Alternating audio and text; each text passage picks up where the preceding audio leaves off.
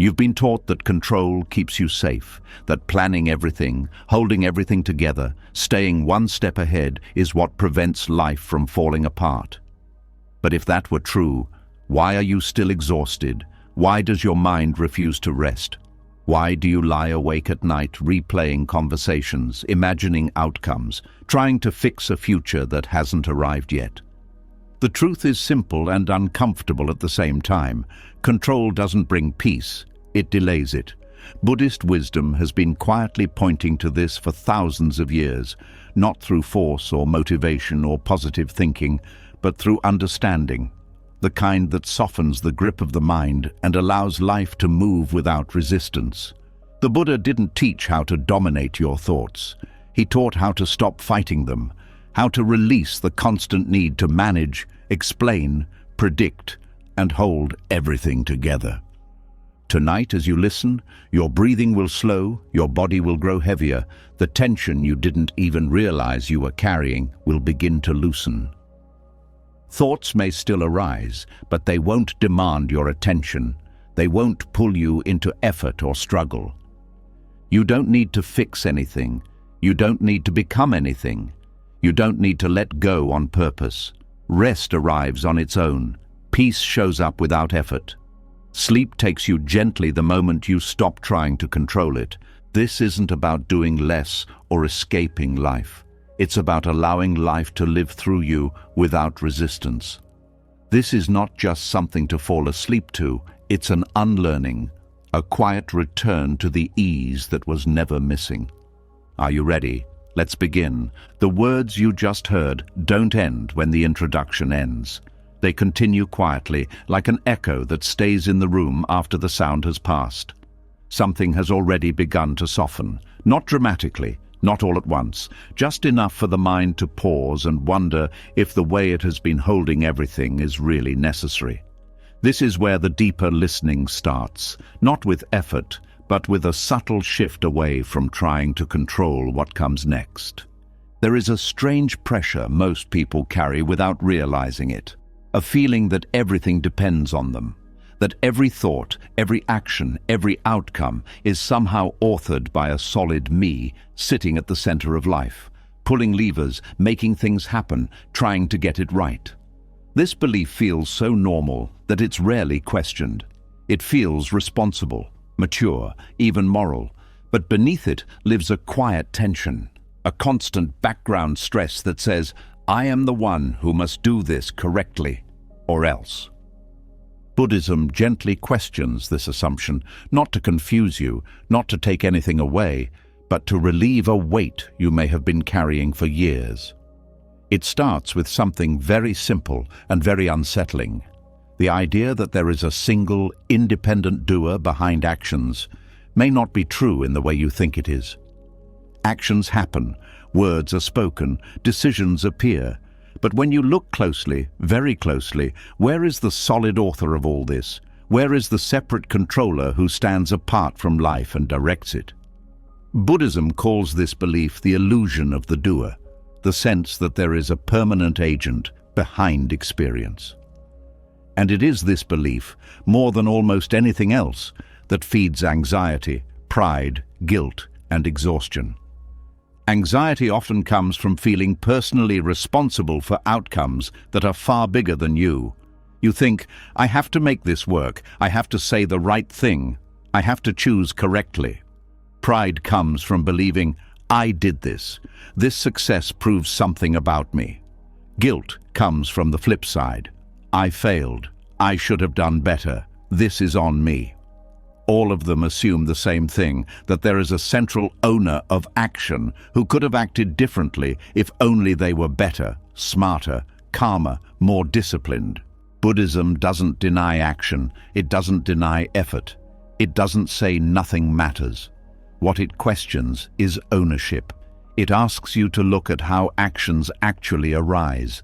A thought appears, an intention forms, the body moves, words come out. But none of these arise in isolation. They depend on countless conditions, past experiences, habits, moods, upbringing, biology, culture, the tone of a conversation, the time of day, even how well you slept last night. When you speak, Did you invent the language? When you react, did you choose your nervous system? When you decide, did you design the preferences that shape that decision? Even your ability to choose depends on conditions you did not choose.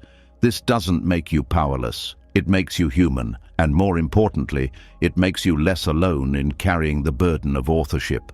The sense of being the doer is not something you consciously decided to believe. It was absorbed early. As a child, you were praised or blamed as if you were a small, independent commander. You did well. You shouldn't have done that.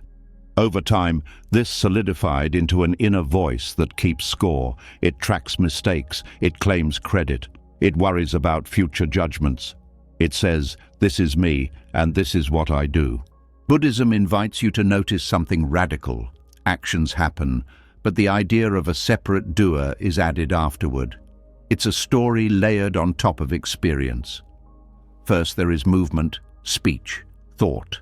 Then comes the thought, "I did this." That thought feels obvious, but it is still a thought. It is not the action itself.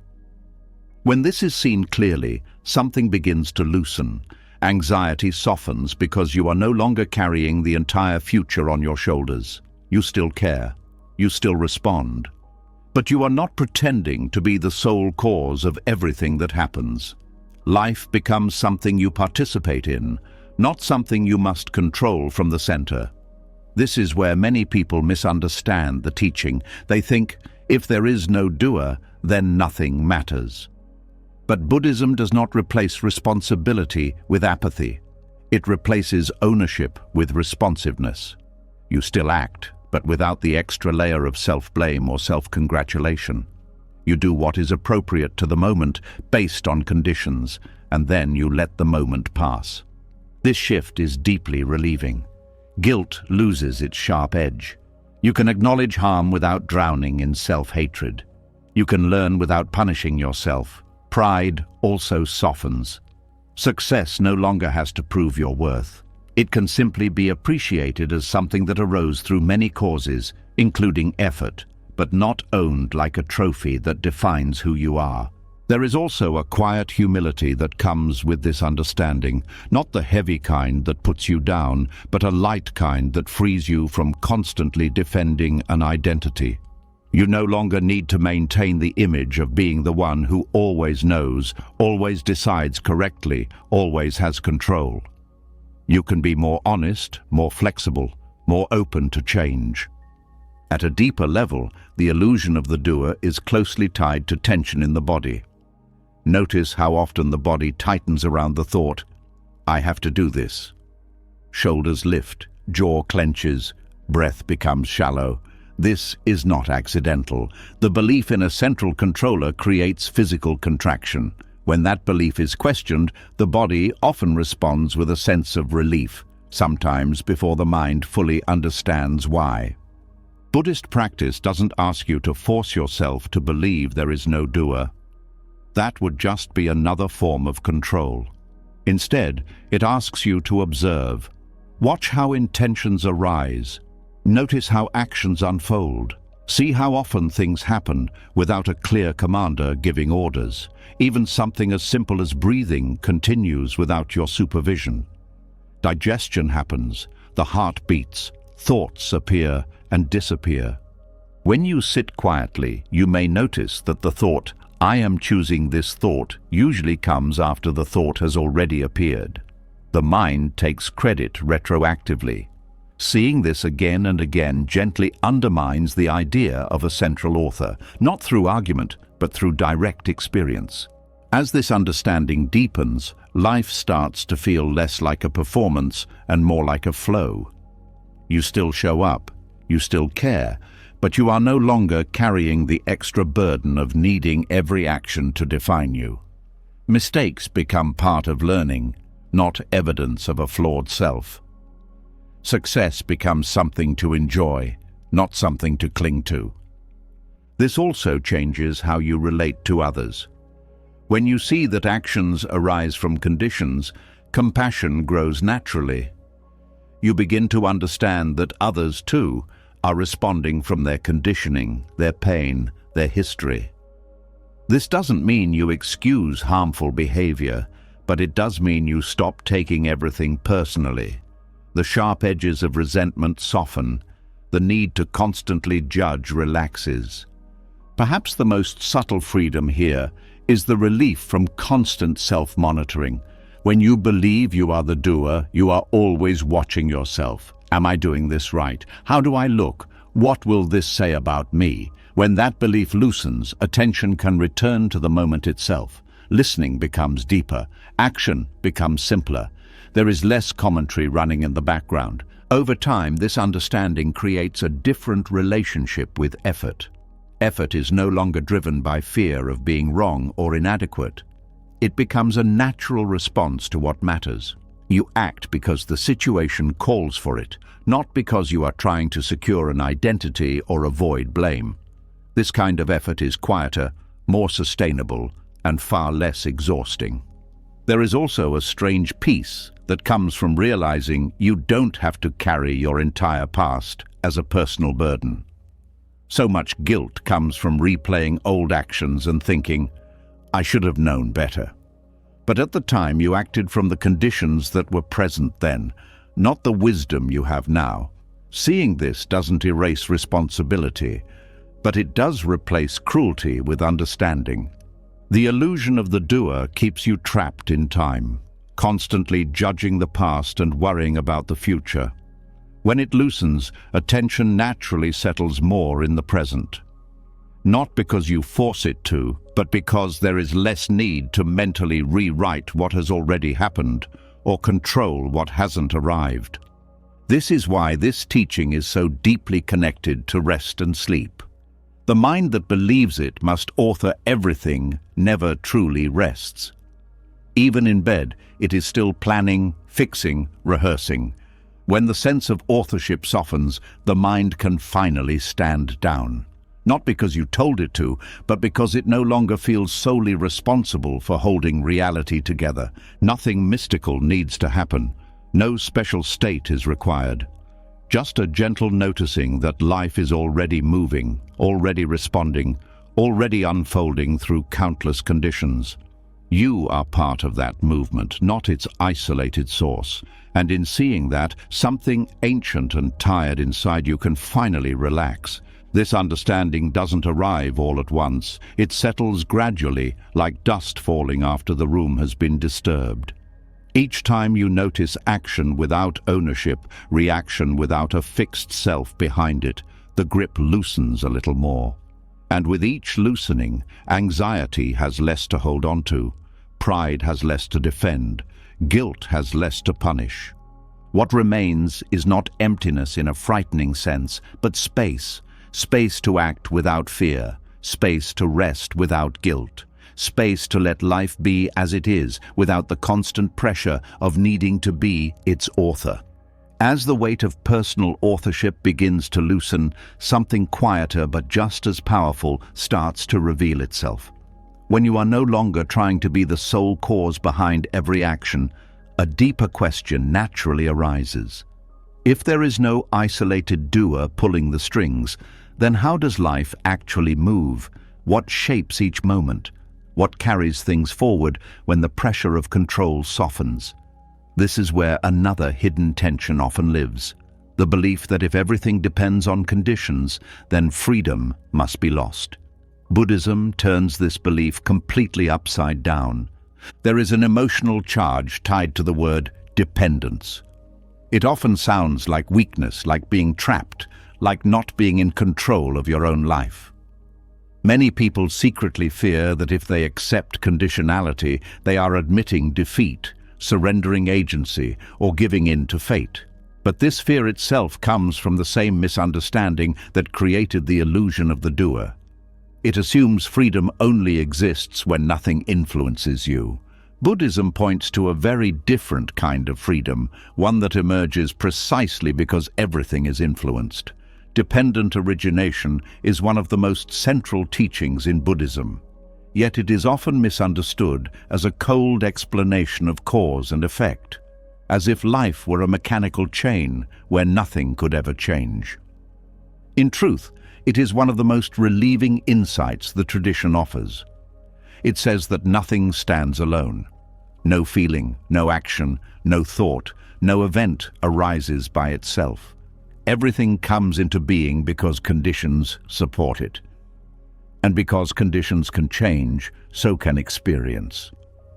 The feeling that life is a personal burden often comes from believing you are the final link in every chain, that everything rests on your shoulders, that if you don't get it right, the whole structure collapses.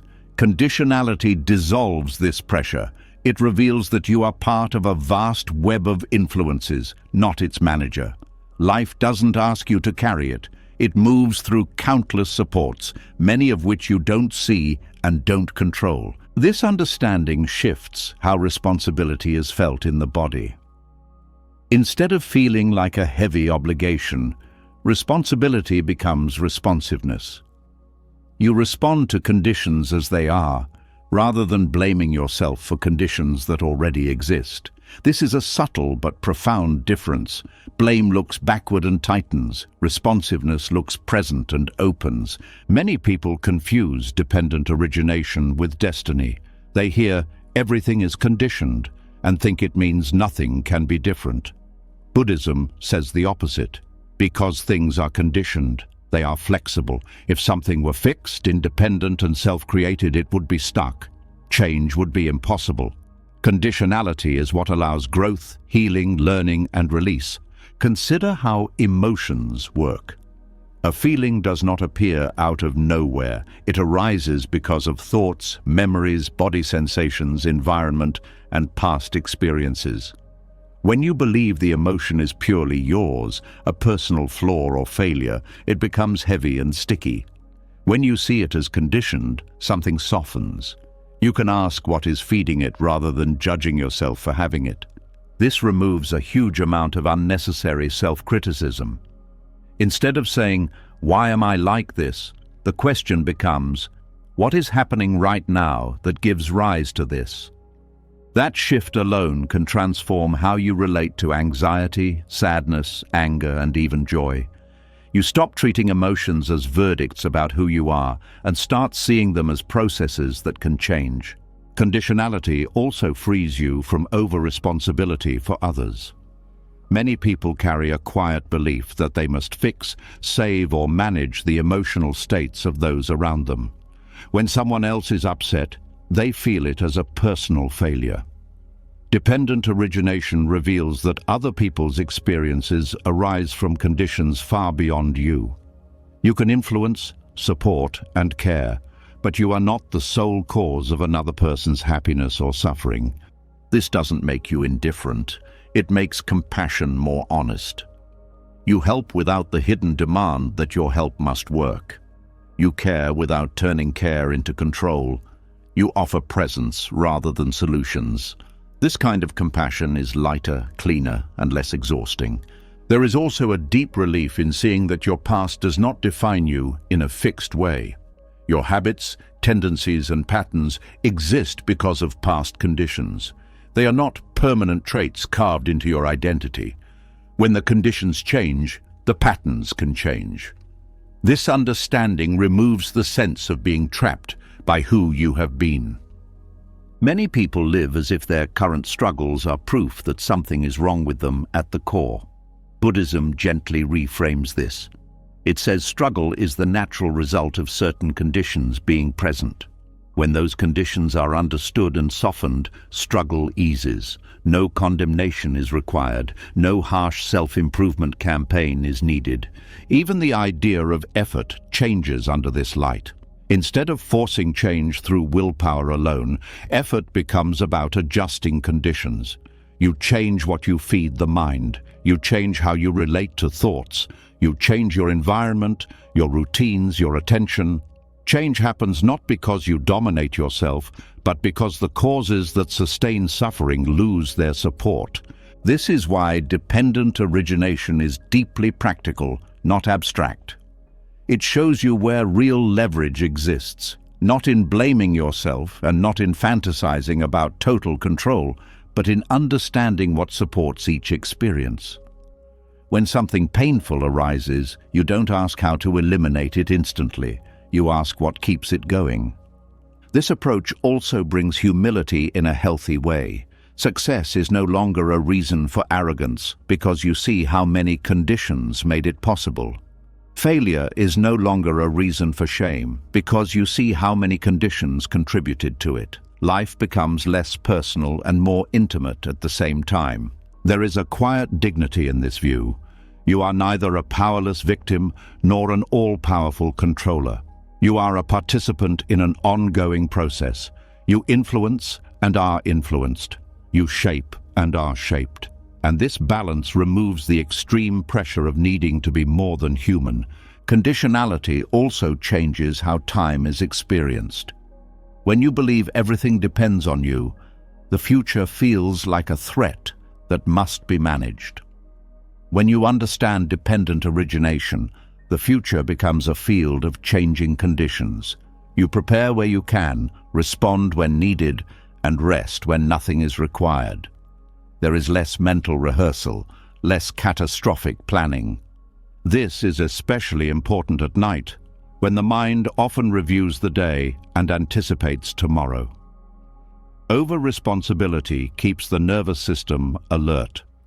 Conditionality allows it to stand down. It reminds the system that life will continue moving even when you sleep, that not everything needs to be solved before rest is allowed.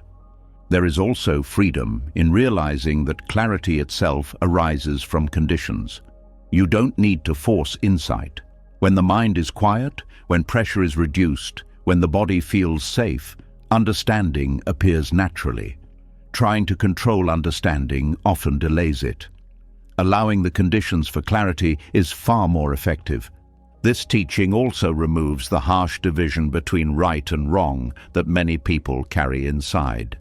Instead of seeing actions as purely good or bad, they are seen as skillful or unskillful responses to conditions.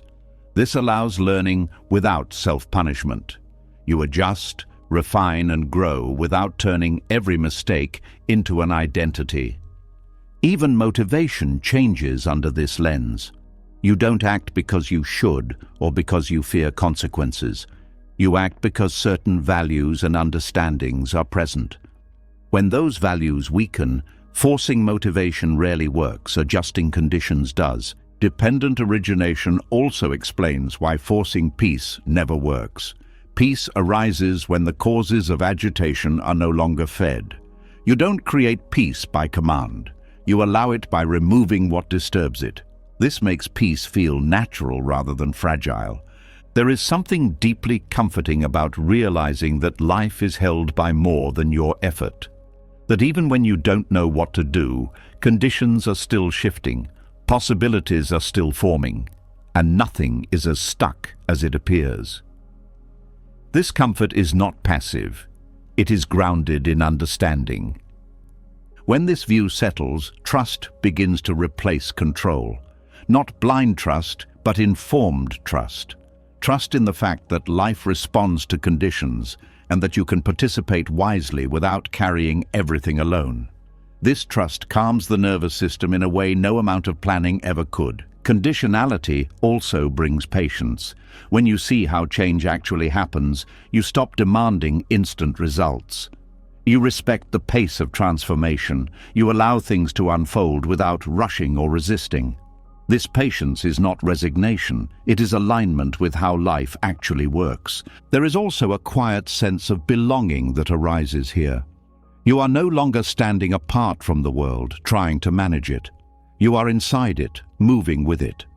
This dissolves the subtle loneliness that often comes from believing you must handle everything yourself. As this understanding deepens, control begins to feel unnecessary rather than virtuous. You still act, you still care, but the constant pressure to manage every outcome fades. What remains is a steady, responsive presence that meets life as it arrives. And in this presence, the mind finds rest not because everything is resolved, but because it no longer believes it must resolve everything. As the sense of being solely responsible for life softens, and as the pressure to manage every condition begins to fade, a new temptation quietly appears. It sounds wise, it sounds spiritual, It even sounds peaceful. The mind says, "I will let go now," and without realizing it, control puts on a softer mask. There is a subtle emotional tension hidden inside the desire to surrender, a quiet urgency, a hope that if you do this correctly, something uncomfortable will finally stop. This is where many sincere seekers get stuck, not because they are doing something wrong, but because the mind has learned how to turn even release into a task. And tasks, no matter how gentle they sound, still carry effort, pressure, and expectation. Letting go fails the moment it becomes a strategy. Not because letting go is wrong, but because strategies are built on the assumption that someone is still in charge of making something happen. The language may change, the intention may feel softer, but the structure remains the same. There is still a controller trying to reach a better state. This often shows up as silent self-instruction. Relax. Stop thinking. Release this feeling. On the surface, these phrases sound harmless, but underneath them is resistance. They imply that what is present right now is not acceptable and must be changed. And the mind feels this contradiction immediately. It tightens even as it pretends to loosen. Genuine release does not arrive through command. It arrives when resistance runs out of energy. When something is fully allowed to be there without a plan to remove it, it begins to change on its own. This is not magic. It is the natural behavior of experience when it is no longer being pushed against. Many people approach letting go the same way they approach problem solving. They look for the right method, the right mindset, the right inner posture. But this search itself is fueled by discomfort. It is driven by the hope that relief can be engineered. Buddhism points out something quietly radical here. Relief is not produced. It happens when production stops. This is deeply uncomfortable for a mind that has been trained to improve, optimize, and manage. The mind asks, "If I don't do something, nothing will change." But the mind forgets how often change happens without effort. Moods shift, thoughts pass, sensations dissolve. None of this requires instruction. The problem is not effort itself. The problem is effort aimed at eliminating experience. When you try to let go of fear because you don't want to feel fear, fear feels rejected. Rejection strengthens what is rejected. The nervous system reads it as danger and tightens further. Letting go becomes effortless only when there is nothing left to prove and nothing left to escape. This is why the attempt to surrender often feels frustrating. The mind wants a result: peace, calm, clarity. But results belong to control. The moment a result is expected, surrender collapses into another form of striving. This doesn't mean you should stop practicing or stop caring. It means practice changes direction. Instead of trying to drop experience, you allow it to be fully present. Instead of managing the mind, you listen to it. Instead of demanding peace, you make space for unrest. This shift is subtle and deeply counterintuitive. It feels like doing less, but it is actually doing something much more honest. It is removing the hidden violence of self-correction, the quiet message that says you shouldn't feel this way. When surrender becomes genuine, it doesn't feel like an achievement. It feels like relief without effort. Often it arrives after exhaustion, after the mind has tried every technique and realized none of them can force peace. In that moment, something drops not because you chose to drop it, but because there is nothing left to hold it with. This is why people sometimes experience sudden calm after crying, after giving up, after admitting they don't know what to do. It's not the emotion that brings peace. It's the end of resistance. The system stops fighting itself. Trying to let go too early often backfires. The mind uses the idea of letting go to bypass what it doesn't want to feel. This creates a split. One part tries to be calm, another part feels ignored. The ignored part grows louder, and the person concludes they are bad at letting go. Buddhism doesn't teach you to drop experience. It teaches you to see clearly, and clarity naturally loosens grip. When something is fully seen without judgment, it doesn't need to be held or pushed away. It completes itself. This is why genuine release feels unintentional. You don't decide it's time. It happens when understanding ripens, when the system recognizes on its own that holding on is no longer necessary. Trying to schedule this recognition only delays it. Even the desire to be free can become a chain. The mind says, once I let go, I will finally be okay. This places freedom in the future and turns the present into a problem. Peace cannot arrive in a present moment that is treated as a mistake. The irony is painful and simple. Wanting to let go is often the very thing preventing it. Because wanting implies lack. It implies something essential is missing, and the system tightens around that belief. When letting go stops being a goal, it becomes a byproduct, a side effect of seeing things as they are. You stop asking, how do I release this? And start noticing how it already changes when not interfered with. This is especially important with emotions. Emotions have their own intelligence. They rise, peak, and fall when given space. When you try to drop them prematurely, they linger. When you let them complete their cycle, they move on naturally. Control disguised as surrender often shows up as spiritual language. Words like acceptance, detachment, presence. These words are not the problem. The problem is using them to suppress. True acceptance has no tension in it. It does not lean forward. It does not wait for improvement. A simple way to sense the difference is to feel the body. Strategic letting go carries subtle effort. There is a holding pattern. Genuine release feels like exhale without intention. The body softens on its own. This also changes how you relate to meditation and rest. Instead of using them as tools to fix yourself, they become spaces where nothing needs to be fixed. This is when they actually work. Letting go fails as a strategy because strategies belong to the part of the mind that believes it must manage life. Genuine release occurs when that belief is no longer being fed. When the mind sees that control has limits and those limits are not dangerous.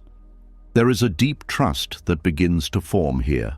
Not trust in outcomes, but trust in process. Trust that experience knows how to move when not restrained.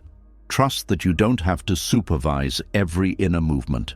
This trust cannot be forced. It grows slowly, through repeated noticing, through seeing again and again that what you allow tends to pass, and what you fight tends to stay. Over time, this understanding changes your relationship with effort altogether. Effort becomes situational, not personal. You act when action is needed. You rest when rest is needed. You don't try to surrender. You simply stop interfering. And in that non-interference, something deeply human relaxes. The endless project of self-management pauses. The nervous system feels less threatened. Sleep arrives more easily. Thoughts lose their urgency. This is not because you finally learned how to let go correctly. It's because you stopped trying to let go at all. And in that stopping, release happened quietly, without instruction, without strategy, without anyone claiming credit for it. When effort finally loosens its grip and release happens without being forced, another pattern often reveals itself underneath. It is quieter than control, more socially accepted, and often praised as healthy. It sounds like growth, it sounds like discipline, it sounds like becoming better. Yet beneath it, there is often a subtle aggression turned inward, a constant message that who you are right now is not enough. There is an emotional weight carried by the belief that life is a project and the self is something that must be improved. This belief rarely feels violent on the surface. It disguises itself as motivation, ambition, or responsibility. But when looked at closely, it often rests on dissatisfaction with what already exists. The moment you believe you must be better in order to be at peace, the present becomes something to escape. Buddhism does not oppose growth, learning, or refinement. What it questions is the force behind the desire to improve. When improvement is driven by rejection of the present self, it becomes a form of self-harm disguised as virtue. The mind may say, "I want to grow," but the body often hears, "You are not acceptable as you are." This creates a quiet background tension. Even when progress is made, relief is temporary. The goalpost moves.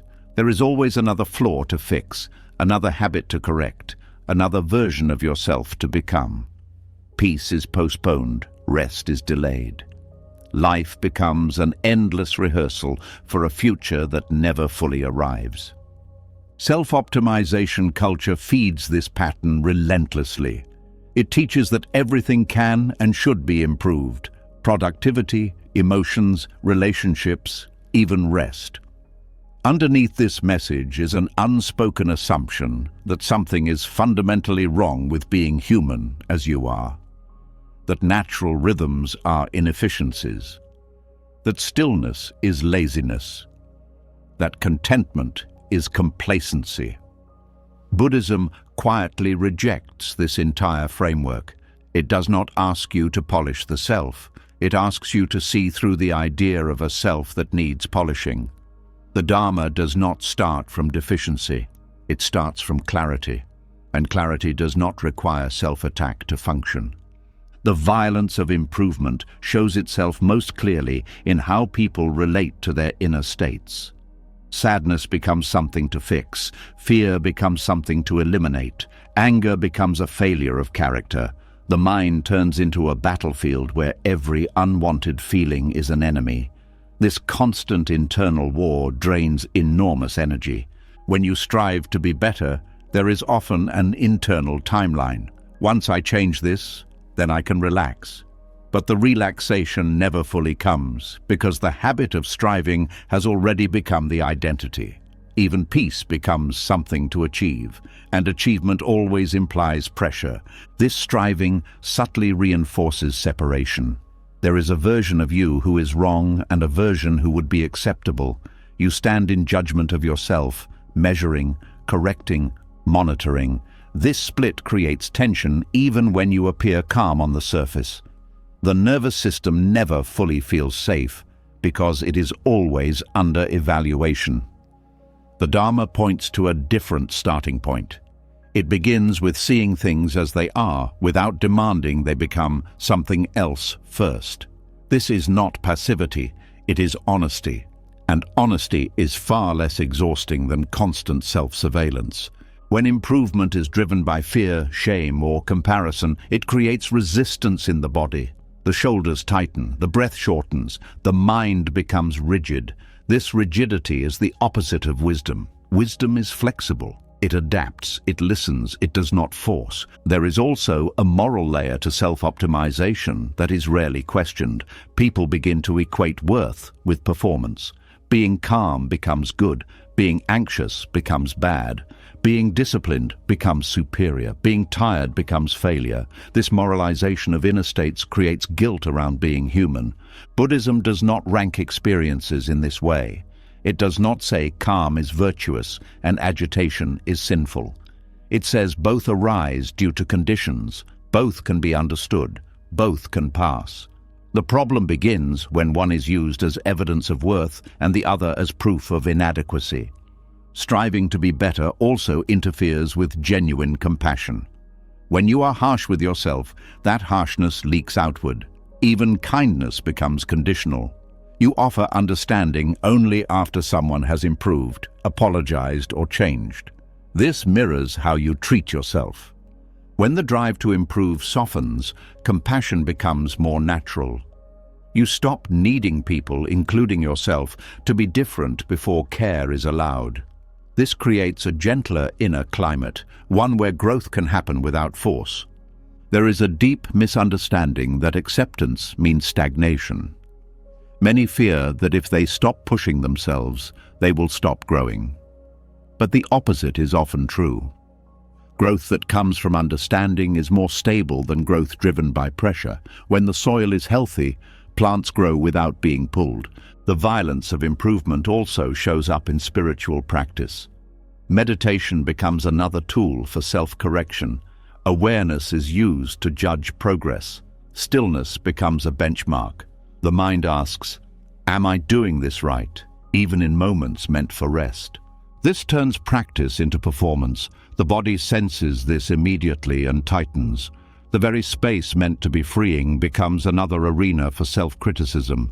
Buddhism continually points back to simplicity. Sit, observe, allow. No applause is needed. The urge to improve often comes from discomfort with uncertainty. If you can become better, stronger, calmer, you feel protected from chaos. Improvement promises safety, but safety built on constant effort is fragile. It collapses the moment effort fails.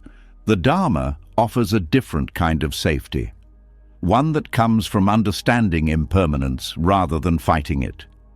When you see that all states change, you no longer need to perfect yourself to survive them. You ride the movement instead of trying to control it. There is also grief hidden inside self-optimization, a quiet mourning for the self you think you should have been by now. This grief fuels urgency. I'm behind. I should be further along. Buddhism invites you to see that these timelines are mental constructs, not truths. Time softens when striving softens. You stop racing toward a version of yourself that exists only as an idea. You return to the reality of this moment, where life is already happening without needing improvement. This does not mean you abandon skillful action. It means action is no longer fueled by self-rejection. You still learn. You still adjust, but you do so from care, not contempt, from curiosity, not condemnation. One of the most radical aspects of the Dharma is its refusal to make peace conditional on progress. Peace is not a reward for improvement. It is the ground from which wise action arises. When peace is treated as a prize, it remains distant. When the drive to improve relaxes, something surprising happens. Energy returns, not frantic energy, but steady presence. The body feels less threatened. The mind becomes less defensive. Learning happens naturally because it is no longer forced. This shift also affects rest. Rest is no longer something you earn after being productive. It becomes a valid state in itself. Sleep comes easier when the mind is not trying to become someone else before allowing rest. There is a quiet dignity in allowing yourself to be unfinished, not as an excuse, but as a recognition of reality. Life is a process, not a product. Treating yourself like a project denies this truth and creates suffering. Buddhism does not ask you to lower standards or abandon care. It asks you to stop turning care into cruelty, to stop confusing discipline with punishment, to stop using improvement as a way to escape the present. When improvement loses its violent edge, growth becomes gentler and more sustainable. You move not because you hate where you are, but because movement is natural. You rest not because you failed, but because rest is part of life. This is where effort and ease finally stop being enemies. Effort arises when needed. Ease returns when effort is done. Neither defines your worth. Neither needs to be defended. As the need to be better fades, a deeper trust takes its place. Trust that life can unfold without constant correction. Trust that understanding is more powerful than force. Trust that you are allowed to be here now without improvement as an entry requirement. And in that trust, something deeply healing happens. The inner violence quiets. The endless project pauses. And what remains is not stagnation, but a calm readiness to meet life as it is, without turning yourself into something that must be fixed first. As the inner pressure to improve begins to dissolve, something else becomes visible in the space it leaves behind. When you are no longer trying to fix yourself, a new question quietly surfaces about how you relate to others. The same energy once turned inward often turns outward. The urge to help, the need to guide, the instinct to step in. And hidden beneath good intentions, there can be another form of tension. The belief that love means correction and care means control. There is a deep emotional pull behind the desire to intervene. It often comes from empathy mixed with discomfort. Seeing someone struggle can stir anxiety. Their confusion can awaken your own.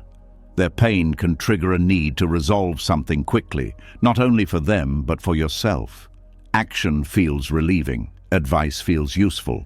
Doing something feels kind. But Buddhism asks a question that unsettles this reflex. What if stepping back is sometimes the most compassionate act? Non-interference does not mean indifference. It does not mean turning away from suffering.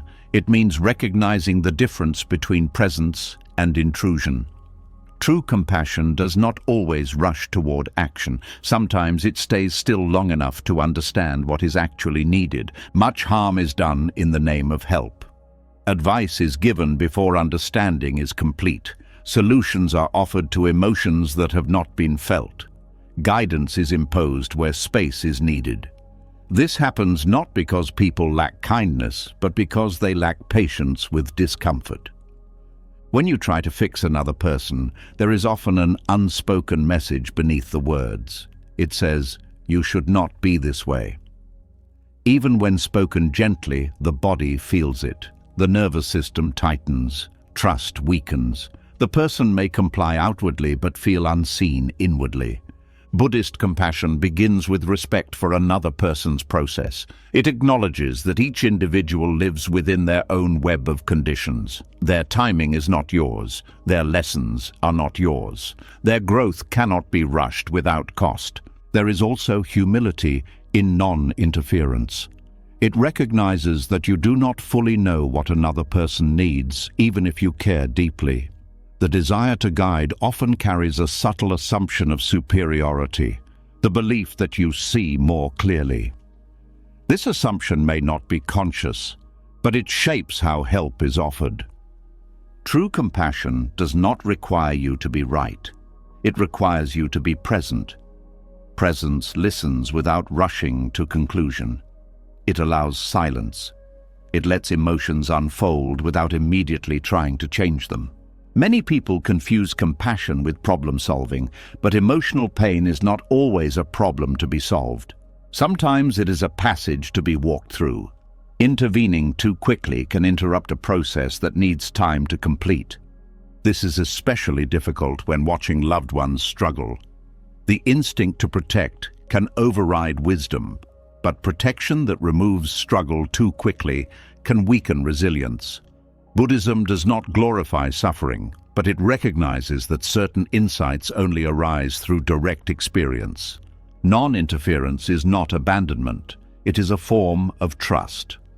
Trust that another person has their own intelligence, their own capacity to learn, their own inner resources. When you interfere unnecessarily, you silently communicate doubt in that capacity. This doubt is often learned early. Many people grew up in environments where emotions were managed, corrected, or dismissed. They were taught that discomfort should be fixed quickly. As adults, they repeat this pattern with others, believing it is care. Breaking this pattern requires tolerating discomfort. It means staying present with someone's pain without rushing to remove it. This can feel helpless at first. The mind asks, "What am I supposed to do?" Buddhism answers softly, "Be here." Being here does not mean doing nothing. It means listening deeply. It means asking before advising. It means offering support without taking over. It means allowing the other person to lead their own process. Non-interference also protects dignity. When you constantly guide or correct someone, you reduce their sense of agency. Even well-meaning help can make a person feel small. Compassion honors autonomy. There is a subtle violence in unsolicited advice. It assumes access to a truth the other person lacks. It bypasses curiosity. It often serves the helper's need to feel useful more than the other's need to be understood. Buddhism teaches that suffering arises from causes and conditions. This applies to others as much as to yourself. When you understand this, judgment softens. You stop seeing people as broken or misguided. You see them as responding to what they have been given. This perspective changes how boundaries work. Non-interference does not mean allowing harm. When action is needed to prevent clear damage, compassion acts.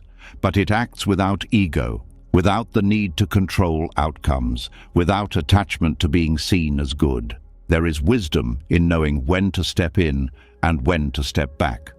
This wisdom does not come from rules, it comes from awareness, from sensing whether intervention will support growth or replace it. Many conflicts escalate because both sides are trying to help each other in ways that are not wanted. Advice becomes pressure. Concern becomes control. Non-interference can de-escalate tension by removing the need to defend. This teaching also applies inwardly. Just as you learn to stop violently improving yourself, you learn to stop micromanaging others. The same kindness you extend to yourself becomes the kindness you extend outward. Non-interference creates space for authenticity. When people are not being guided, corrected, or fixed, they are more likely to reveal what is truly happening for them. Trust deepens. Communication becomes more honest. There is also patience here, a long view of life. Not everything needs to be resolved now. Not every struggle needs immediate clarity. Some understanding ripens slowly in ways no external guidance could replicate. Buddhism recognizes that suffering, when not interfered with prematurely, often carries its own wisdom. This does not mean suffering is good. It means it is informative. It teaches through experience rather than instruction. Non-interference also reduces burnout. When you stop taking responsibility for others' inner worlds, your energy returns. You care without depletion. You support without exhaustion. Compassion becomes sustainable. There is a quiet courage required to practice this. It takes courage to resist the urge to rescue, courage to trust silence, courage to allow outcomes you cannot control. This courage grows from understanding impermanence. You know that states change, that confusion passes, that growth unfolds in time.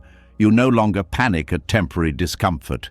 Non-interference does not make relationships cold, it makes them spacious. It allows each person to breathe. It removes the pressure to perform or improve for the sake of being accepted. When you stop interfering, you also stop needing others to change to feel okay. This is a profound freedom. You can love without conditions. You can be present without agenda. This teaching is especially important in a world obsessed with fixing productivity, fixing emotions, fixing people. Buddhism offers a counterbalance. It reminds you that not everything broken needs repair. Some things need witnessing. In deep presence, something shifts.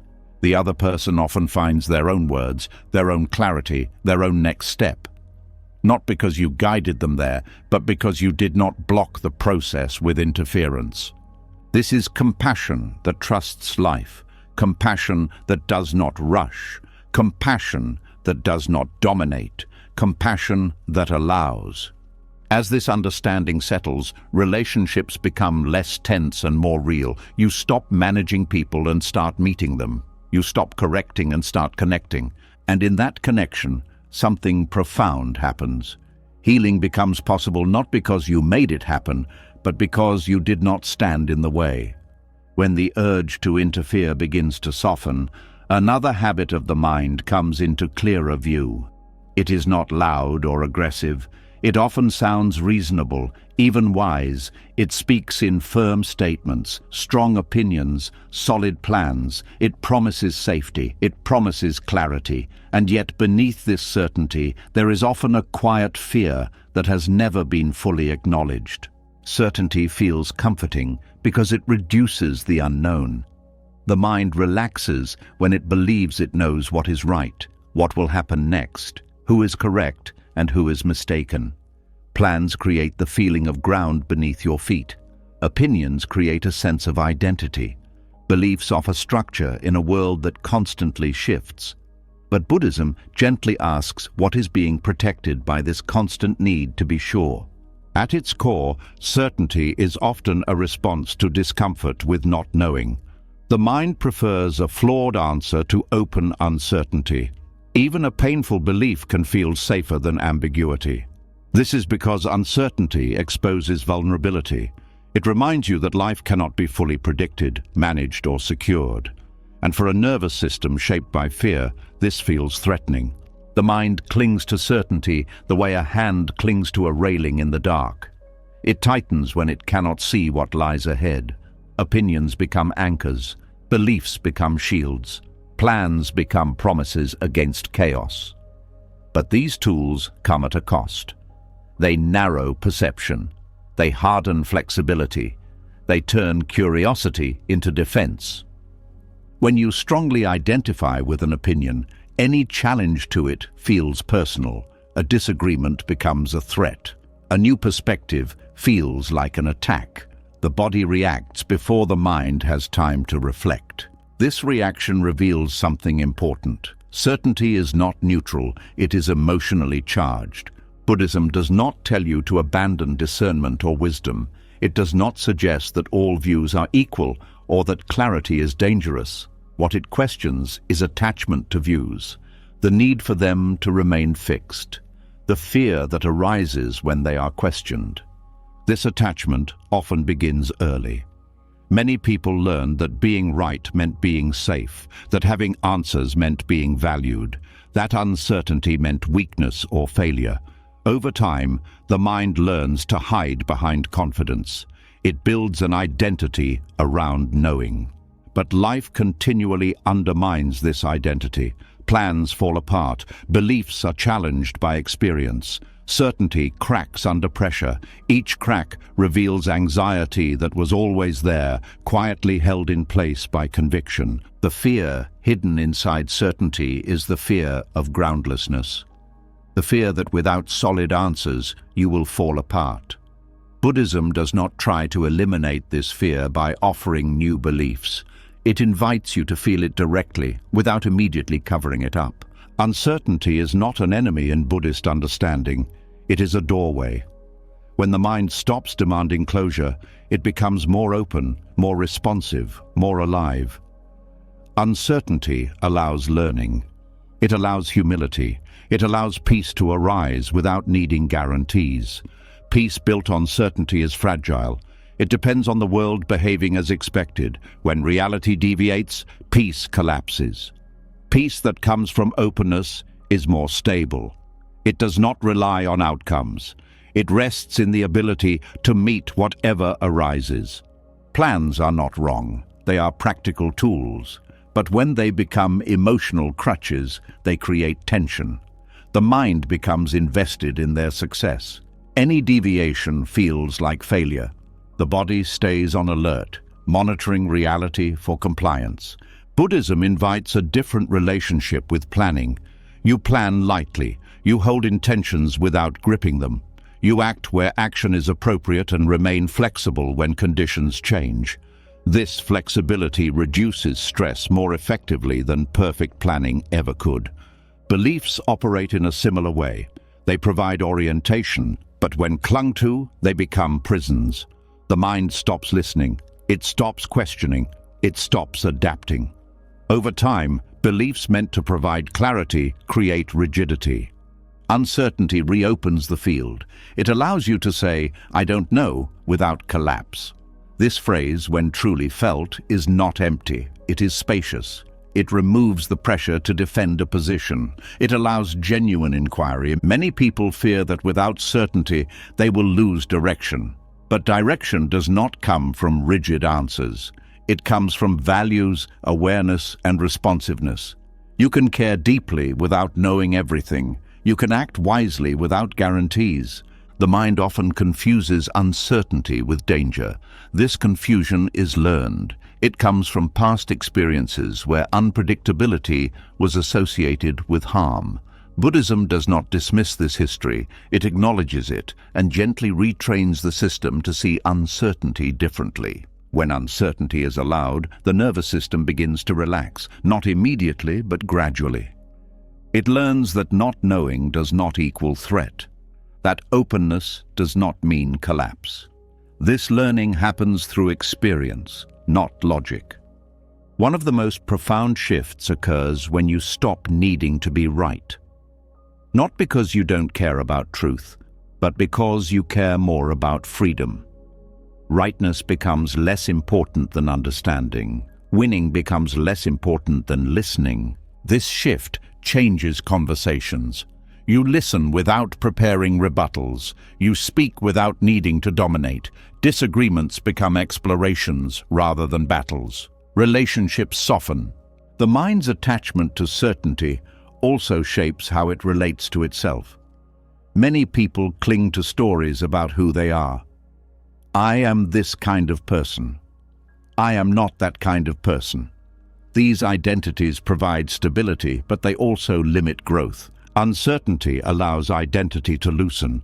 You stop needing to define yourself so tightly. You allow contradiction. You allow change. You allow complexity. This creates psychological flexibility, which is closely linked to well-being. Buddhism points out that reality itself is uncertain. Everything changes. Trying to secure certainty in an impermanent world is exhausting. Accepting uncertainty aligns you with how things actually are. This acceptance is not resignation, it is realism. It allows you to respond appropriately instead of reacting defensively. When you are not busy protecting a belief, you can see what is actually happening. There is also a quiet relief in not having to know. The burden of having answers lifts. You stop performing confidence, you stop pretending. Authenticity becomes easier. Uncertainty also deepens compassion. When you realize how much you do not know, judgment softens. You become less quick to label others. You see how complex each life is. This understanding fosters kindness. The fear hidden inside certainty often shows itself as impatience, a need for quick conclusions, a discomfort with silence. Buddhism encourages slowing down, letting questions remain open, allowing understanding to unfold over time. This patience creates space for insight. Insight rarely arrives under pressure. It arises when the mind is relaxed and receptive. Certainty blocks this receptivity. Uncertainty invites it. There is a paradox here. The more comfortable you become with not knowing, the clearer life feels. Not because answers suddenly appear, but because you are no longer fighting the absence of them. Peace does not require certainty, it requires trust. Trust not in outcomes, but in your capacity to meet experience. This trust grows as you repeatedly face uncertainty and discover you are still okay. The mind learns that it does not need to lock reality into fixed meanings to survive. It can flow, it can adapt, it can rest. This rest is especially important at night. Many sleepless hours are spent rehearsing plans, defending beliefs, seeking closure. When the need for certainty softens, the mind can finally pause. It does not need to solve life before sleeping. Uncertainty becomes a doorway because it returns you to the present.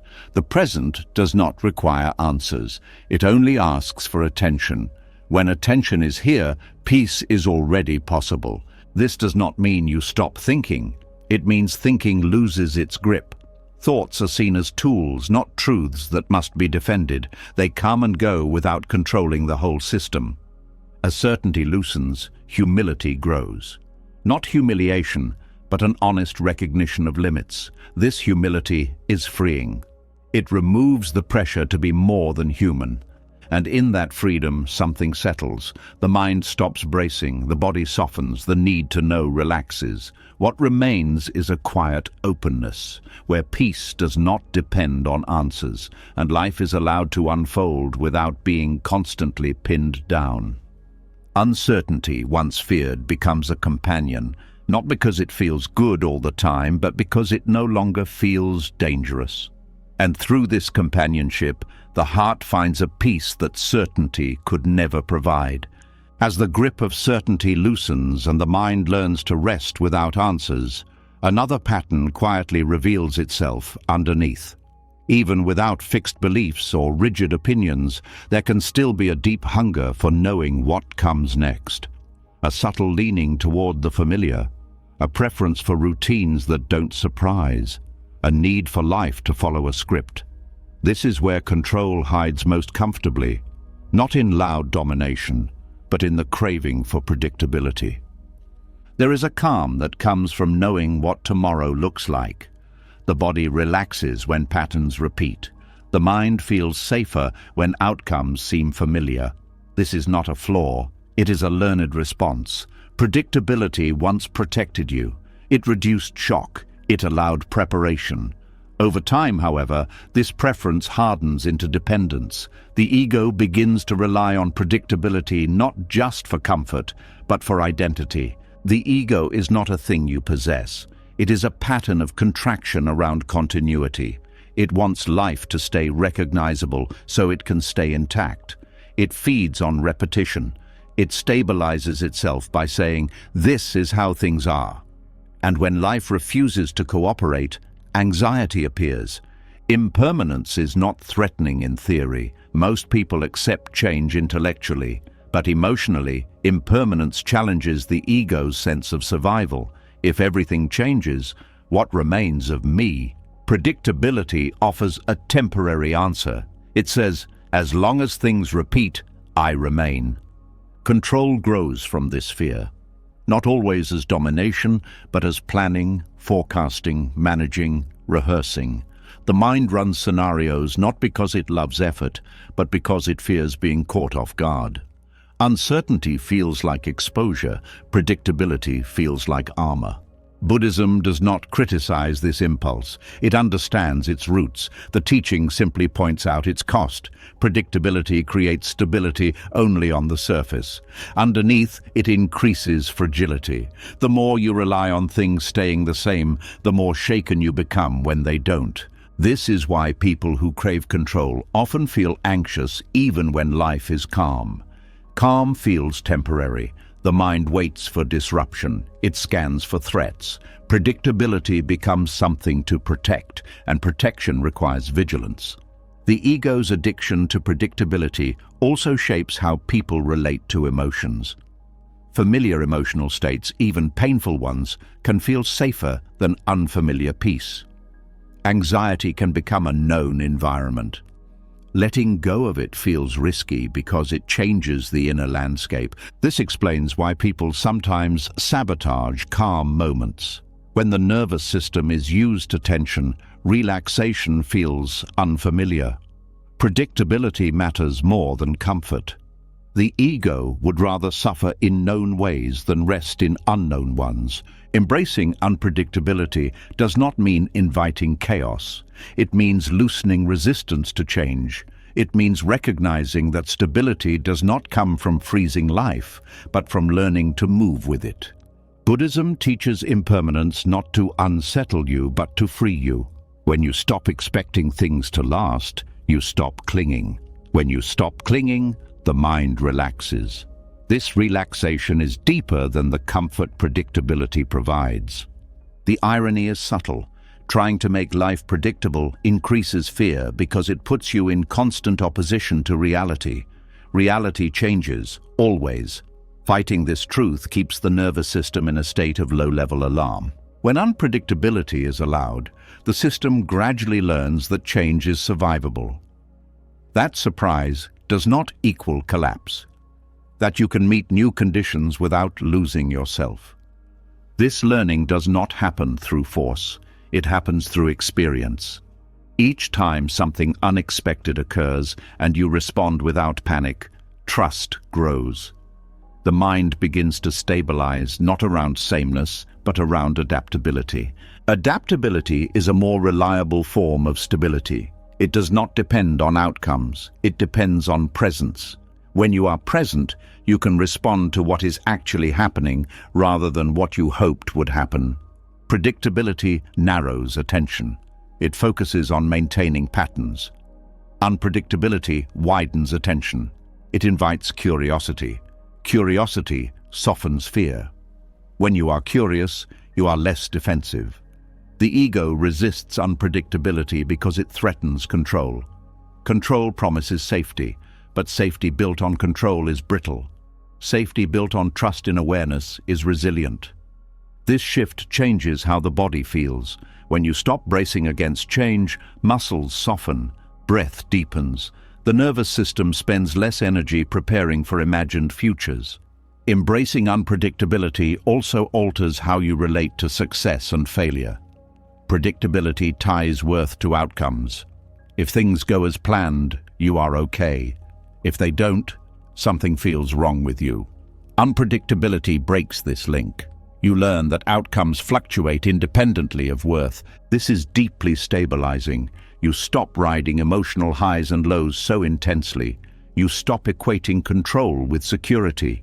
You stop needing constant confirmation that life is on track. The ego's addiction to predictability also shows up in relationships. People want others to behave consistently. When someone changes, discomfort arises. Expectations are challenged. Control attempts follow. Allowing unpredictability in relationships means allowing people to grow, change, and surprise you. This can feel threatening at first, but it also deepens intimacy. You meet the person as they are now, not as they were. Buddhism recognizes that attachment to predictability creates suffering because it resists impermanence. Impermanence is not an error in the system, it is the system. When this is understood, control loosens naturally. Not because you force yourself to stop controlling, but because controlling feels unnecessary. You trust that you can respond. This trust stabilizes the mind in a way routines never could. Routines depend on external consistency. Trust depends on internal capacity. This capacity grows as you face unpredictability and survive it. Each unexpected change becomes evidence, not of danger, but of resilience. Even fear itself becomes less threatening. Fear is unpredictable in nature. When you stop demanding predictability, fear can rise and fall without dominating the system. This also changes how you relate to time. Predictability pulls attention into the future. Unpredictability brings attention back to now. The present moment is the only place where response is possible. When attention returns to the present, anxiety loses fuel. Anxiety feeds on anticipation. Presence dissolves anticipation. The mind begins to rest, not because it knows what will happen, but because it no longer needs to know. This is a profound rest. Sleep becomes easier in this state. The mind no longer rehearses futures. It no longer tries to lock tomorrow into place. It allows the unknown to remain unknown. There is courage here, but not the dramatic kind. A quiet courage, the courage to not know, the courage to not plan every outcome, the courage to let life surprise you.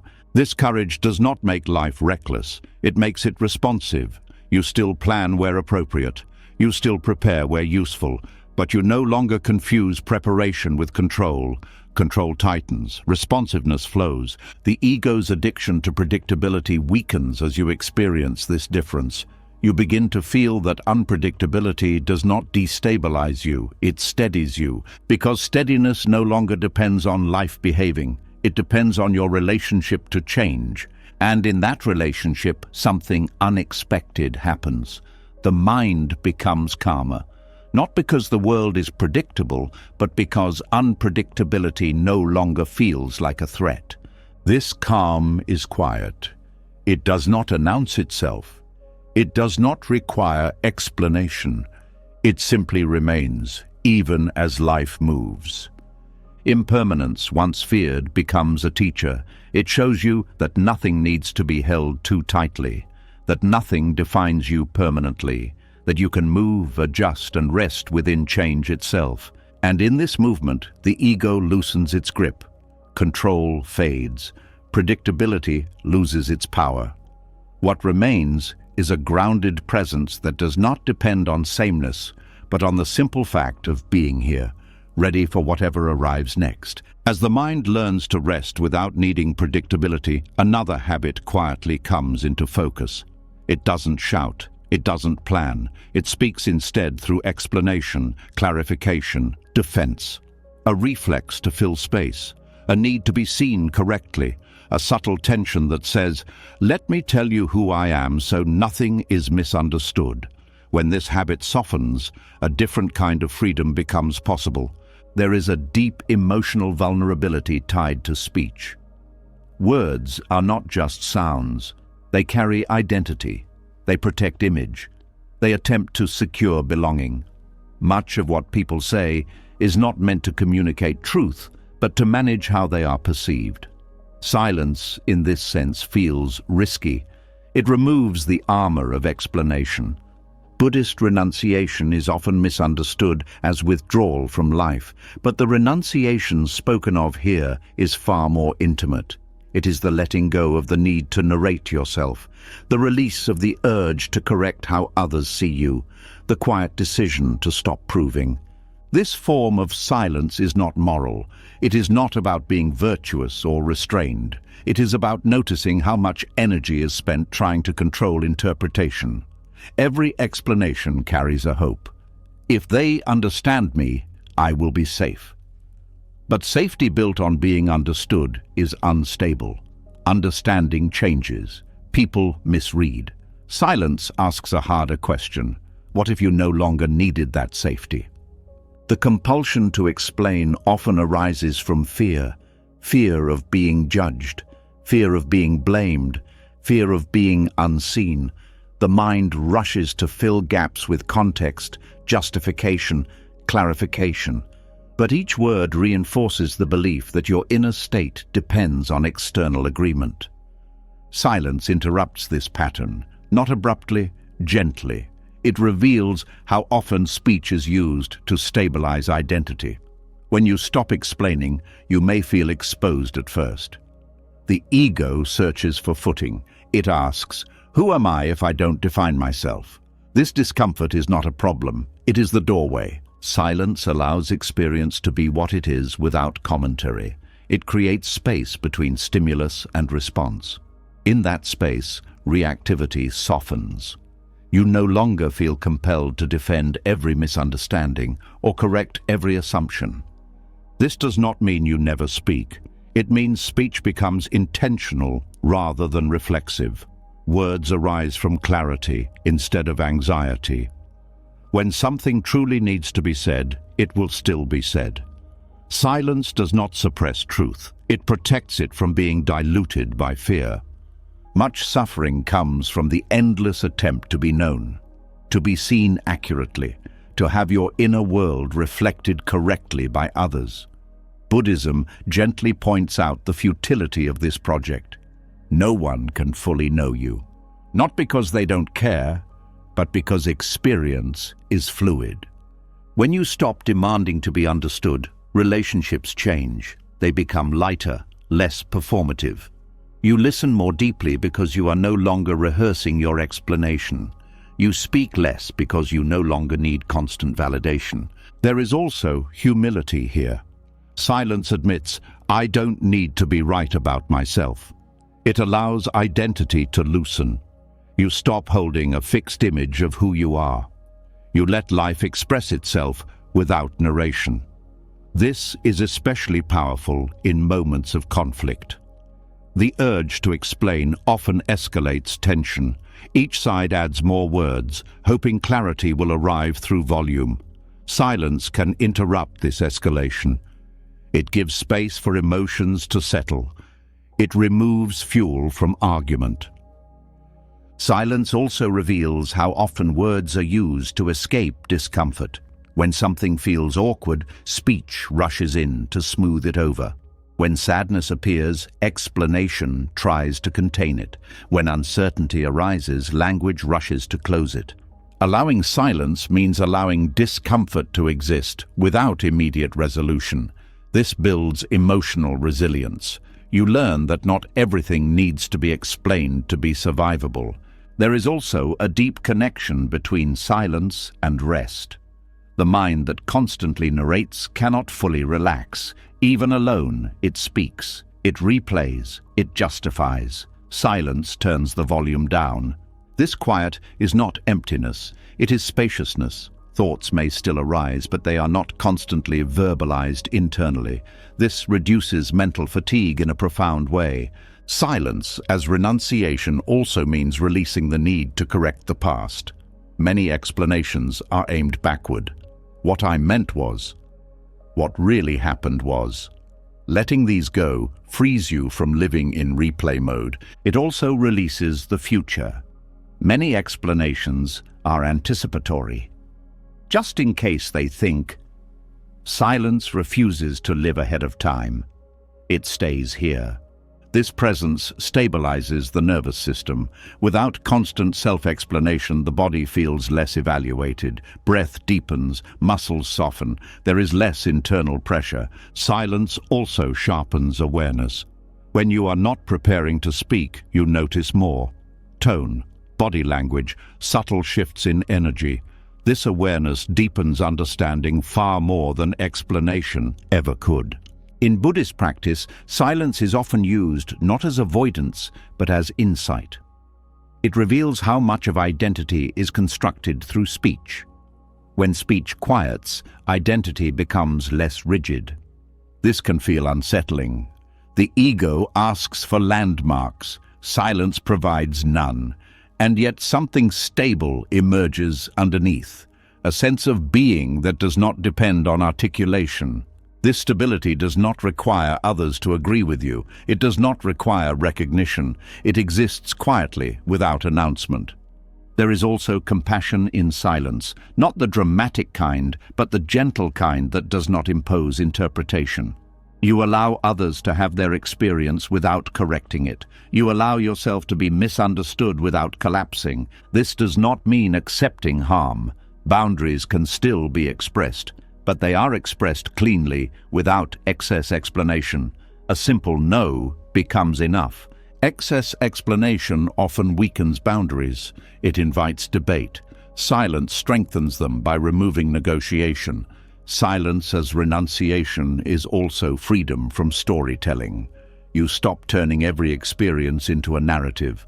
You let moments pass without meaning-making. This lightens the mind. Meaning will still arise when needed, but it will not be forced. It will come from clarity rather than compulsion. This practice changes how you relate to solitude. Silence becomes less threatening. Being alone with yourself no longer requires constant mental conversation. You begin to rest in simple awareness. Sleep deepens here. The mind no longer needs to rehearse explanations for tomorrow. It no longer needs to resolve misunderstandings before rest. It allows the day to end unfinished. There is a quiet confidence in silence, not arrogance, not withdrawal. Confidence that you do not need to manage perception to exist safely. This confidence grows slowly. Each time you choose not to explain, not to justify, not to clarify unnecessarily, you discover that nothing collapses. The world continues. You continue. This discovery is liberating. It shows you how much effort was being spent unnecessarily. Energy returns. Presence sharpens. Silence also protects intimacy. When everything is explained, mystery dies. Allowing mystery keeps relationships alive. It allows discovery rather than definition. In a world that demands constant expression, choosing silence is radical. Not as rebellion, but as rest. It is a refusal to turn life into a performance. This silence does not isolate you. It connects you more deeply. Because you are no longer speaking from fear, when you do speak, it matters. As this renunciation settles, something unexpected happens. The need to control through words fades. The need to be seen relaxes. The heart feels less exposed and more grounded at the same time. And in this quiet, a deeper listening begins, not just to others, but to life itself. Without narration, without defense, without explanation, silence becomes not an absence, but a home, a place where nothing needs to be added for you to be whole. As silence becomes less threatening and the need to explain begins to fade, Another layer of experience quietly comes into view. Without constant narration, without defending or correcting reality, something uncomfortable but honest reveals itself. What remains is not always pleasant. Sensations arise, emotions move, circumstances unfold in ways you did not choose. And it is here that suffering is often misunderstood. There is a common belief that suffering comes from pain, from loss, from discomfort, from events going wrong. But Buddhism points to something more precise and more unsettling. Pain may arise, but suffering is born in the moment the mind says, "This should not be happening." It is not the sensation itself that creates the deepest distress. It is the refusal to allow the sensation to exist. This refusal is subtle. It often sounds reasonable. "I don't want this. This isn't fair. This shouldn't be like this." These thoughts feel natural, even justified, but they create friction between experience and expectation, and it is this friction that burns. Pain moves through the body. It has texture, it has intensity, it changes. Suffering, on the other hand, stays stuck. It loops, it tightens. It adds layers of mental resistance on top of raw experience. The body feels pain. The mind demands a different reality. This demand is rarely conscious. Most people don't wake up deciding to reject reality. It happens automatically. Preference arises. The mind compares what is happening to what it wants to be happening. When they don't match, tension forms. This tension is exhausting. It keeps the nervous system in a state of protest. The body braces. The mind argues. Energy is spent fighting what is already here. Buddhism does not ask you to like pain. It does not glorify hardship. It simply distinguishes between what is unavoidable and what is optional. Pain is often unavoidable. Resistance is optional, and resistance is what turns pain into suffering. This is not a moral statement. It is an observation. When experience is allowed, it moves. When it is resisted, it hardens. Many people fear that allowing reality means giving up or approving of harm. But allowance is not agreement. It is not endorsement. It is acknowledgement. You can see clearly without liking what you see. Refusal often comes from fear. Fear that if you allow something, it will never change. Fear that acceptance means permanence. But Buddhism teaches impermanence precisely to address this fear. Everything changes, whether you resist it or not. Resistance does not stop change. It only adds strain. When you allow what is present, you are not locking it in place. You are removing the struggle around it. This often allows change to happen more naturally. Suffering thrives on comparison. This moment compared to how it should be. This life compared to another. This body compared to an imagined ideal. Comparison fuels dissatisfaction. It keeps attention focused on absence rather than presence. When comparison softens, experience becomes simpler. Not easier, but cleaner. There is less commentary, less judgment, less internal debate. The demand that reality conform to preference often shows up as impatience. This should be over by now. I should feel better already. Time becomes an enemy. The present becomes a problem. This impatience adds urgency to suffering. It accelerates it. It convinces the mind that something has gone wrong because discomfort remains. Buddhism invites patience not as endurance but as openness. Patience means allowing experience to unfold at its own pace. It means releasing the demand for immediate resolution. This is deeply counter to modern conditioning. The world teaches speed, efficiency, solutions. Buddhism teaches presence, understanding, allowance. Allowance does not mean passivity. You can take action when action is appropriate, but action rooted in refusal is tense. Action rooted in clarity is calm. When you act from refusal, the body feels pressured. When you act from allowance, the body feels grounded. There is a quiet relief in stopping the argument with reality. Even when circumstances remain difficult, the extra layer of suffering dissolves. The mind no longer fights the moment. This does not mean emotions disappear. Sadness still arises. Fear still arises. Anger still arises, but they are experienced directly, without being wrapped in stories of injustice or personal failure. Suffering intensifies when experience is personalized. Why is this happening to me? This question assumes that life should treat you differently. It implies entitlement to a certain outcome.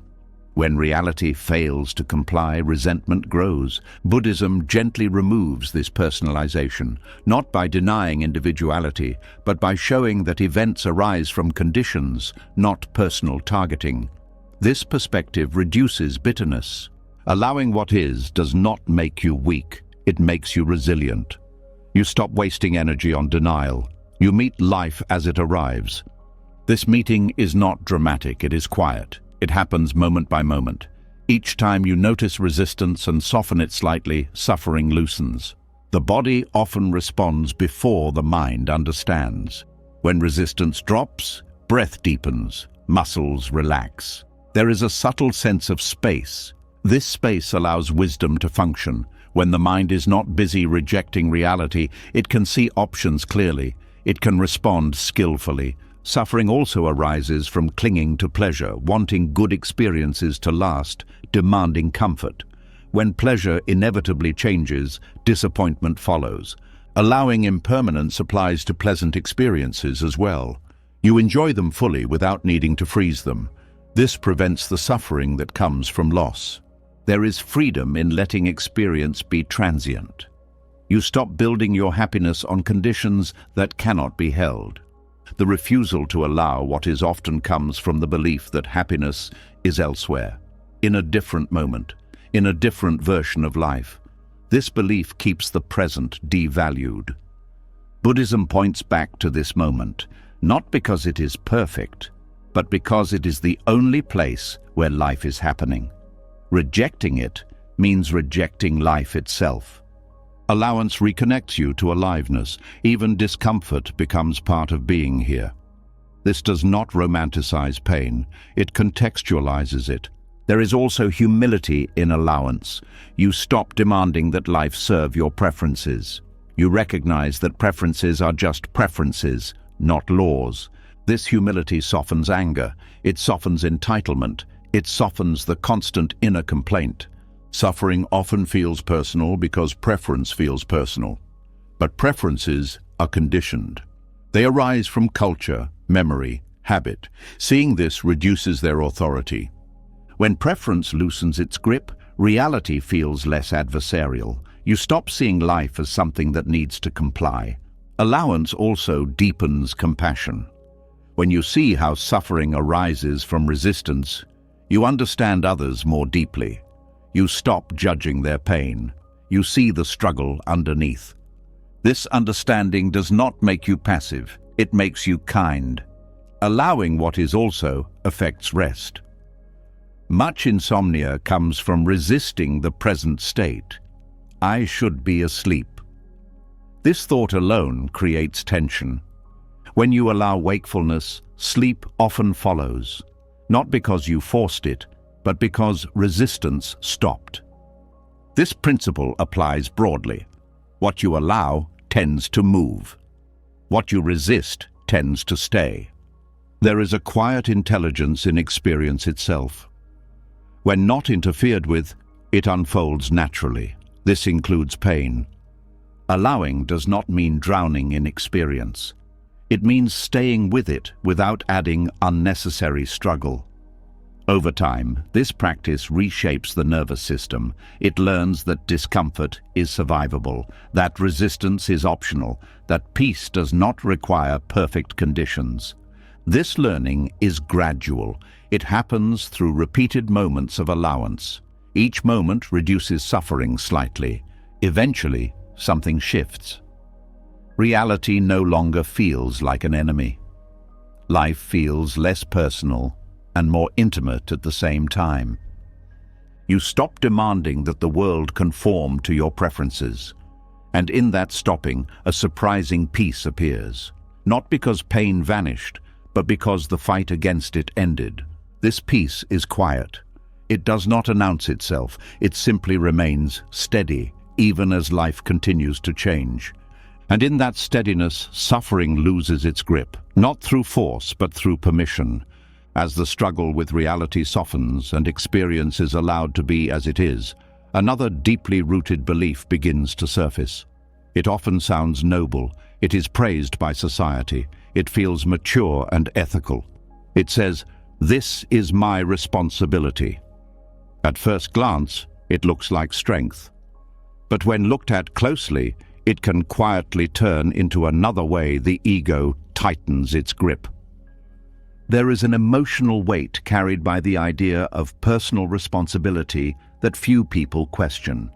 From an early age, many are taught that being a good person means taking ownership of everything they do, everything they feel, and often everything that happens around them.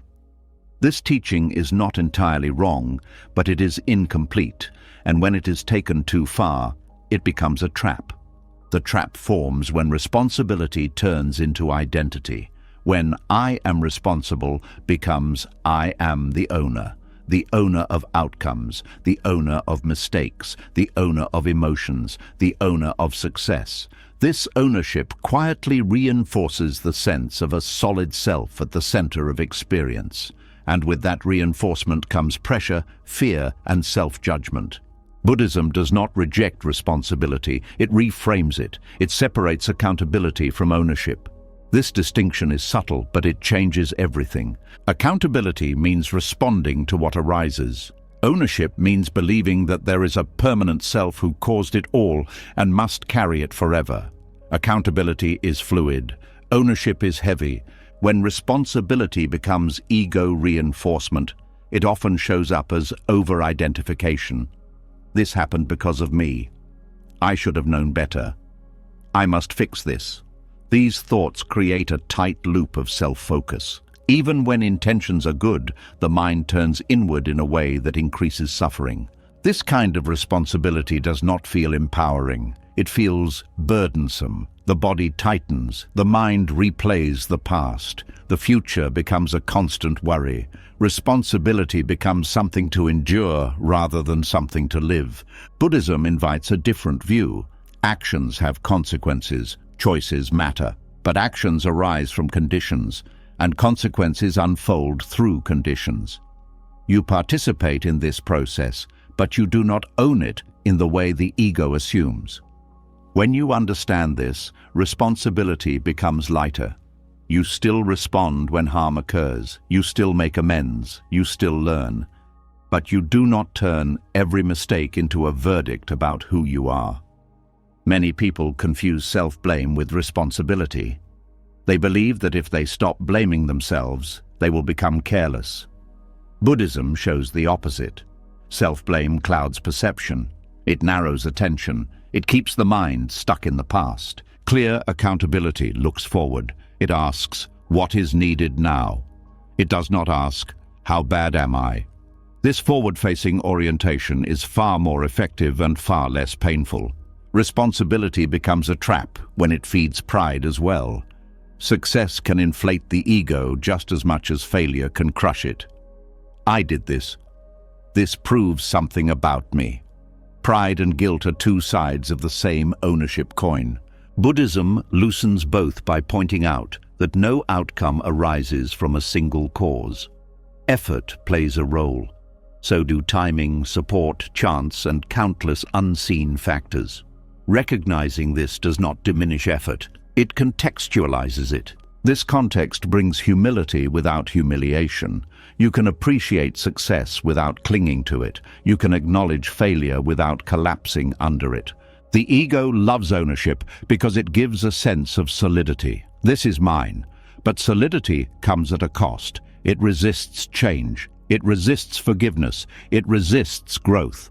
When responsibility is held without ownership, change becomes easier. You can say, "This action caused harm," without saying, "I am harm."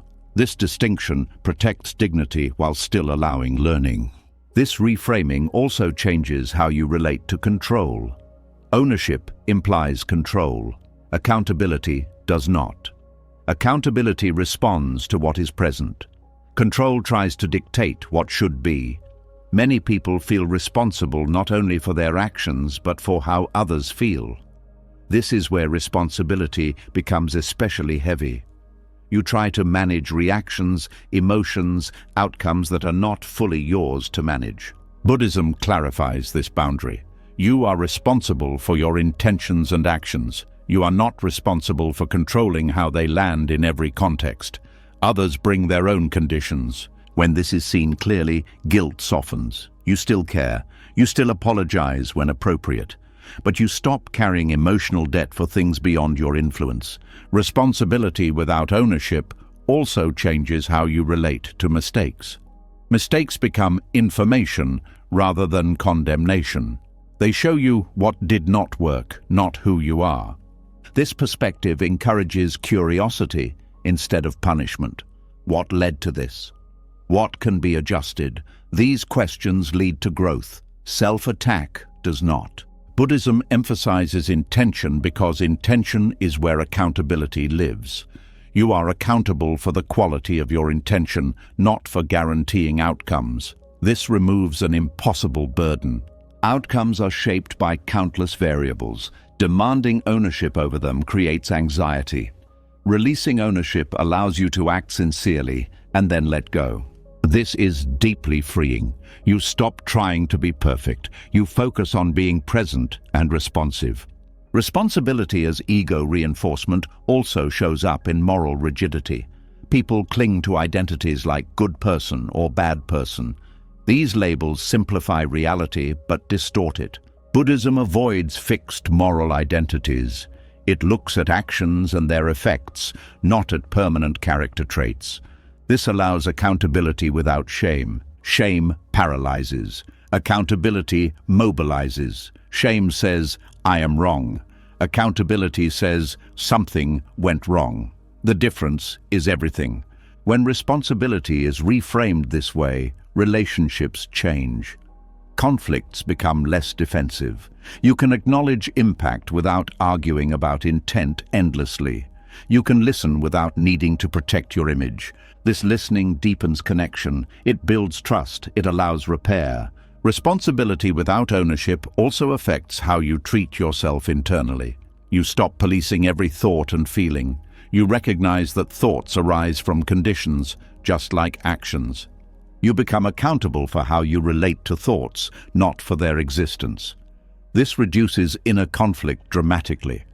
There is also a deep relief in letting go of the fantasy of total responsibility. The fantasy that if you try hard enough, nothing will go wrong. This fantasy is exhausting. When you release it, you accept that life includes unpredictability, that mistakes will happen, that learning is ongoing. This acceptance does not make you careless. It makes you resilient. You recover faster. You adapt more easily. You forgive more readily. Responsibility becomes something you practice moment by moment, not something you carry as a fixed weight. It becomes an action, not an identity. This is especially important for rest. Many people cannot rest because they feel responsible for everything all the time. The mind keeps working, fixing, reviewing. When ownership loosens, rest becomes possible. You recognize that the world does not collapse when you stop managing it. Sleep deepens when responsibility is held lightly. The mind no longer rehearses every error or prepares for every contingency. It allows the day to end incomplete. There is also compassion here. When you see how responsibility can trap you, you see how it traps others. Judgment softens. You stop demanding perfection. Buddhism does not ask you to abandon ethics. It asks you to ground ethics in awareness rather than ego. Ethics arise naturally when you are present and connected, not when you are self-policing. This natural ethics is flexible and responsive. It adjusts to context.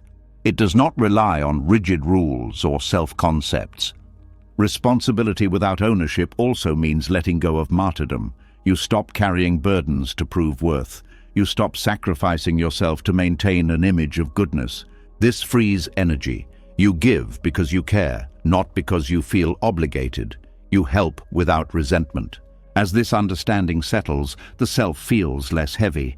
The constant monitoring eases. Life feels less like a test and more like a conversation. You still respond, you still care, you still act, but you no longer turn responsibility into a story about who you are.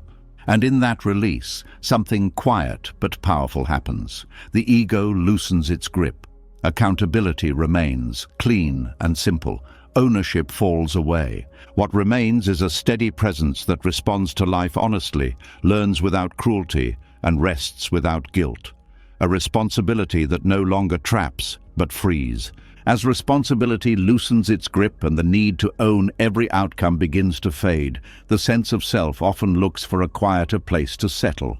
When the old identities lose their power, a new one can form, softer, more refined, and harder to notice.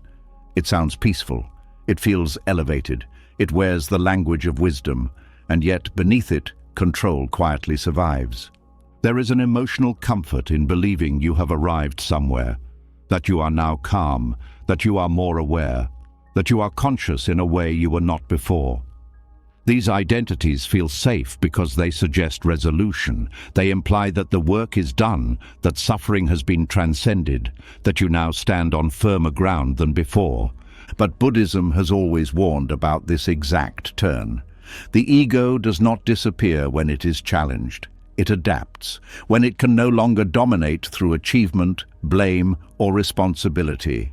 It learns to hide inside virtue. Spiritual identity becomes its most subtle refuge. Identifying as calm creates a quiet pressure to remain calm. The moment agitation arises, conflict appears. You are no longer just feeling disturbed. You are failing to live up to who you think you are. This adds a second layer of tension, the disturbance itself and the fear that it contradicts your identity. The same happens with labels like awakened or conscious. These words begin as pointers, not destinations. But when the mind turns them into descriptions of self, they harden. Awareness becomes something to maintain, insight becomes something to protect, and life once again turns into something that must conform. This is a refined prison because it looks like freedom. It feels lighter than old forms of control. There is less obvious striving, less visible anxiety, but underneath there is vigilance, a subtle monitoring of inner states, a quiet effort to stay aligned with an image. The mind begins to divide experience again. Calm is allowed, restlessness is not, presence is good, confusion is bad. Awareness becomes selective. Certain experiences are welcomed, others are subtly pushed away. This selective awareness is not freedom. It is control wearing spiritual language. Buddhism does not ask you to become calm. It asks you to see clearly. Calm may arise. It may also pass. When calm becomes an identity, impermanence becomes a threat again. True clarity does not depend on maintaining a state. It does not collapse when emotions shift. It does not need to defend itself against confusion. Spiritual identity often grows from genuine insight. Something opens, something softens, life feels lighter. The mistake happens when the mind claims ownership of this opening. This is who I am now. Once claimed, it must be defended. The ego re-enters through the back door, not with force, but with refinement. You may notice a subtle resistance to certain emotions. Anger feels embarrassing. Fear feels regressive. Sadness feels like failure. These reactions are signs that identity has returned. Awareness that is truly free does not exclude anything. It does not need to protect an image of clarity. It allows contraction and expansion alike. When you identify as conscious, you may unconsciously distance yourself from others. There is a sense of seeing more, knowing more. Even without arrogance, separation forms. Compassion subtly weakens because equality is lost. Buddhism consistently dismantles hierarchy, even spiritual hierarchy. There is no final rank, no stable position above life. Everything that arises is conditioned, including insight. When insight is seen as an event rather than a possession, it remains alive. When it becomes an identity, it stagnates. Spiritual identity also interferes with honesty. You may stop admitting confusion. You may hide struggle. You may perform peace instead of allowing disturbance. This performance deepens disconnection. True practice moves in the opposite direction. It becomes simpler, not more impressive, more ordinary, not more special. The Buddha did not teach becoming something. He taught seeing something, seeing suffering, seeing impermanence, seeing non-ownership. When identity forms around spirituality, non-ownership is lost. There is now something to defend, something to maintain, something to lose. This loss is subtle but powerful. The mind once again fears falling back. Regression becomes a threat. The past is judged harshly. The future is monitored. This fear keeps the nervous system slightly tense. Even in meditation, there may be effort to stay aligned. The body senses this immediately. Awareness that is effortless has no posture to maintain. It does not care how it appears. It does not need to be named. Spiritual identity often depends on comparison. I am calmer than before. I am more aware than others. Even subtle comparison reinforces separation. Buddhism cuts comparison at the root by pointing out that there is no fixed self to compare. States arise, states pass, none define you. When identity dissolves, humility appears naturally. Not self-doubt, but openness. You no longer assume you know where someone else is on a path. You no longer assume where you are. This humility brings ease. You stop measuring progress. You stop tracking attainment. Practice becomes a living relationship, not a ladder. Spiritual identity also affects how you respond to difficulty. When hardship arises, there may be confusion. Why is this happening if I am aware? This question reveals an expectation of immunity. Buddhism never promised immunity. It promised understanding. Pain still arises. Loss still occurs. The difference is not the absence of difficulty, but the absence of identity around it. When awareness is not owned, difficulty does not contradict anything. It is simply another movement of life. There is also a quiet grief when spiritual identity loosens. The sense of having arrived dissolves. The mind may feel groundless again. This is not failure, it is honesty. Groundlessness is closer to truth than false certainty. It allows learning to continue. The most dangerous aspect of spiritual identity is how convincing it feels. Because it is built from genuine insight, it feels justified. This makes it harder to question. But the question remains simple. Does this identity create tension? Does it exclude experience? Does it need to be protected? If the answer is yes, then it is not freedom. Freedom does not need reinforcement. It does not need a name. It does not need to be remembered. It expresses itself naturally through responsiveness. When identity dissolves, awareness becomes intimate. You are no longer watching life from a position. You are in it. This intimacy allows emotions to move freely. Nothing is out of place. Nothing threatens who you are because there is no rigid who to protect. The need to be calm relaxes. Calm may arise. It may not. Either way, awareness remains. The need to be awakened relaxes. Insight may deepen. It may soften. Either way, presence continues. This is not indifference. It is intimacy without ownership. Spiritual identity often brings subtle isolation. You feel separate in your clarity. When it dissolves, connection deepens. You meet others without labels. Compassion becomes simpler. You no longer help from a position. You sit alongside. There is also relief in not having to live up to anything. No role, no title, no image, just responsiveness. This relief allows rest. The mind no longer monitors itself. Sleep comes easier. Thoughts lose urgency. The most radical aspect of Buddhism is not enlightenment. It is the refusal to turn enlightenment into an identity. Nothing is held. Nothing is claimed. Life is allowed to move. When spiritual identity dissolves, what remains is not emptiness in a cold sense, but openness. A quiet availability. You stop asking who you are becoming. You start noticing what is happening. This noticing is alive. It changes. It does not settle into a form, and because it does not settle, it cannot trap you. The refined prison opens quietly. No struggle, no declaration, just a gentle recognition that even this identity is unnecessary. And in that recognition, control fades again, leaving behind something simpler than calm, deeper than awareness, and freer than any name could ever describe. As the grip of spiritual identity loosens and the need to appear calm or awakened begins to dissolve, attention naturally turns toward what has been quietly managed all along. Beneath identities, beneath effort, beneath even silence, emotions continue to move. And here, another deeply conditioned habit reveals itself.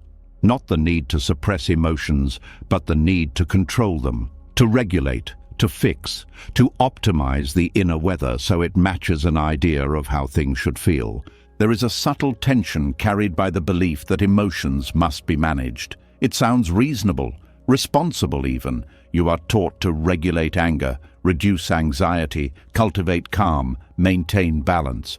But Buddhism quietly asks a different question. What if the need to manage emotions is itself a form of resistance? What if peace does not come from control, but from permission? Emotional management assumes that some emotions are acceptable and others are not. It divides inner life into desired and undesired states.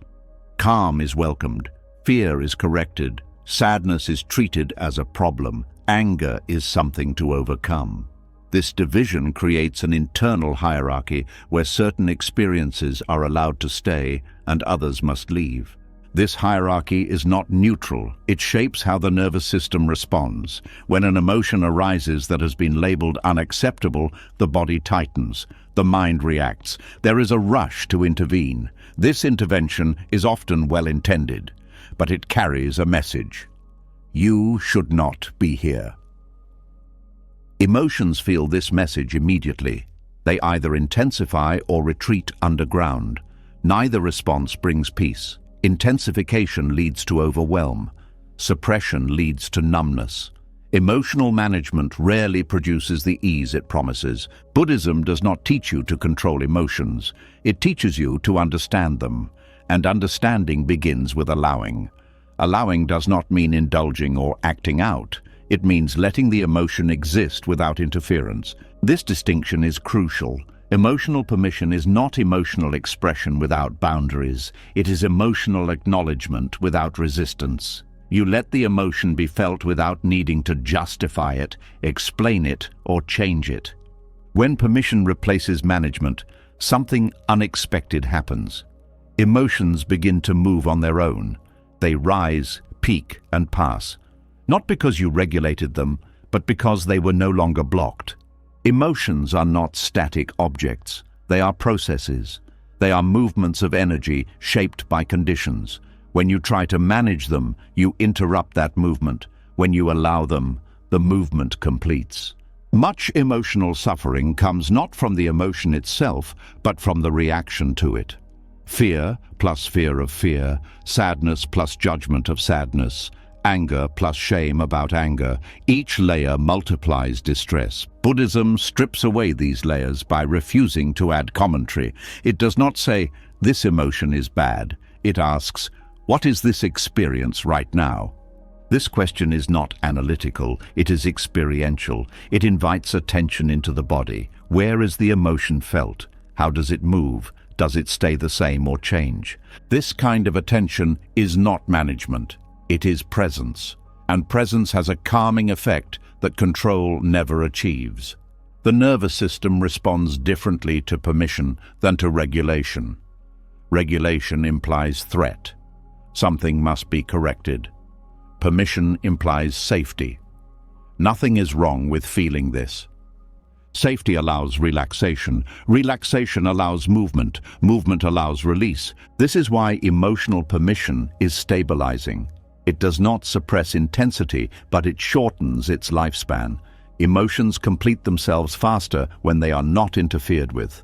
Many people fear that allowing emotions will make them stronger or uncontrollable. This fear is based on misunderstanding. Emotions become overwhelming when they are resisted, not when they are allowed. Resistance creates pressure. Pressure builds force. Allowance releases pressure. This does not mean emotions become pleasant. It means they become workable. They no longer dominate the system. Emotional management often comes from a desire to function, to perform, to be appropriate. But performance built on suppression eventually collapses. The cost is paid later through burnout, numbness, or sudden emotional floods. Buddhism takes a longer view. It values integrity over appearance. Integrity means allowing inner life to be honest, even when it is uncomfortable. This honesty creates trust within yourself. You stop fearing your own emotions. When fear of emotion dissolves, emotion loses much of its power. Emotional permission also changes how you relate to others. When you allow your own emotions, you become more tolerant of others. You stop rushing to fix. You stop managing their feelings. This creates deeper connection. People feel safer around you because you are not trying to control the emotional space. There is also humility here. You recognize that emotions are not chosen, they arise. You are not morally superior for feeling calm or inferior for feeling distressed. This removes the moralization of emotion. Calm is not virtue. Distress is not failure. They are experiences. Buddhism treats emotions as teachers, not enemies. Each emotion carries information about conditions. Fear shows vulnerability. Anger shows boundary violation. Sadness shows loss. Joy shows connection. Managing emotions often ignores this information. It focuses on symptoms rather than causes. Permission allows listening. Listening does not mean obeying. You can feel anger without acting on it. You can feel fear without freezing. The key is not suppression, but awareness. Awareness creates space. Space allows choice. Emotional regulation often tries to create space by force. Emotional permission creates space by acceptance. This difference is subtle but profound. Many modern approaches teach techniques to calm emotions, breathing exercises, reframing thoughts, distraction. These tools can be helpful, but Buddhism cautions against turning them into avoidance strategies. When tools are used to escape feeling, they reinforce fear of emotion. When tools are used to support presence, they align with the Dharma. The Dharma is not against skillful means, it is against denial. Emotional permission also dismantles the idea that peace is a certain emotional state. Peace is not the absence of emotion. It is the absence of resistance. You can feel grief and be at peace. You can feel fear and be grounded. You can feel anger and remain clear. This is deeply liberating. You stop chasing emotional perfection.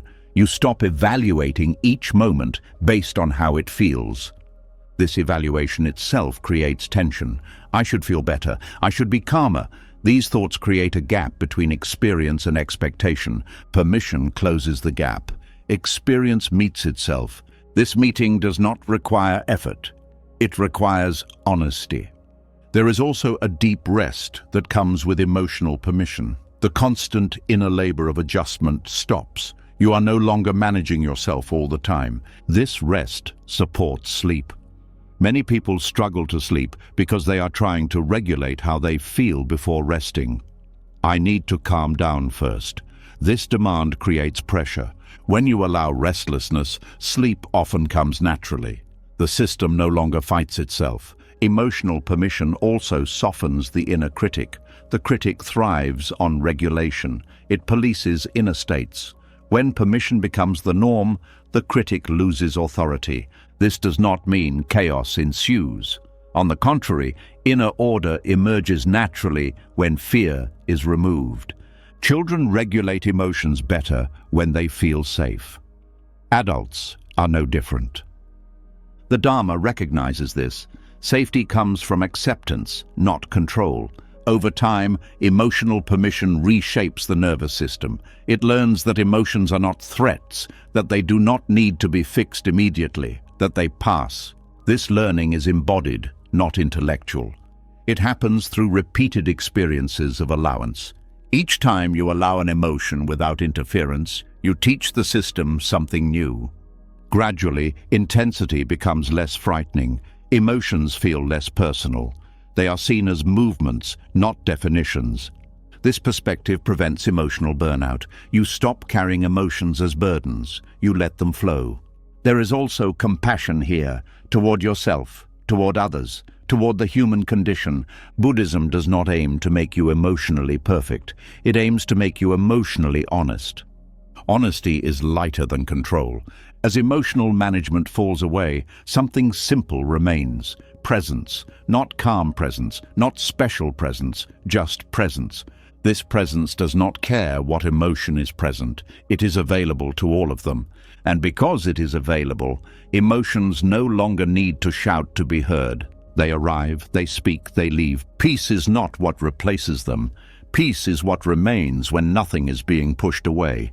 This is the Dharma against emotional management, not a technique, not a method, a permission so complete that the struggle ends on its own. And in that ending, the heart finds a quiet freedom. Not because emotions stopped, but because the war with them did. As the struggle to manage emotions loosens and permission replaces control, a deeper shift begins to take shape. When feelings are no longer treated as problems and inner life is allowed to move freely, attention naturally turns outward again. Not outward in the sense of control or fixing, but outward in a softer way. A quiet curiosity arises about what happens when effort steps aside and life is allowed to move on its own terms. There is a subtle exhaustion that comes from always trying to steer. Even when steering is gentle, it still requires tension. The mind monitors, adjusts, corrects, the body braces. This effort often goes unnoticed because it has become normal. But when emotional permission settles in, the contrast becomes clear. Effort feels heavy, responsiveness feels light. Letting life live you does not mean becoming passive or careless. It means releasing the belief that you must constantly initiate, control, or manage what unfolds. It is the difference between pushing a river and floating with its current while still steering when needed. Non-resistance is often misunderstood as doing nothing. In truth, non-resistance is deeply active. It requires presence, sensitivity, and attunement. Instead of forcing outcomes, you respond to what arises. Instead of imposing plans, you meet conditions. Effort tries to make life conform. Responsiveness listens first. Much of human tension comes from acting before listening. The mind decides what should happen and then tries to bend reality accordingly. When reality resists, frustration grows. Responsiveness reverses this order. It observes what is happening and responds appropriately. This does not remove choice, it refines it. Choices become contextual rather than habitual. You act because something is needed, not because you are driven by fear or identity. Letting life live you begins with trust, not blind trust, but trust born of repeated observation.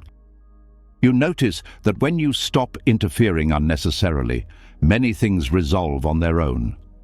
Emotions pass, situations shift, insights arise.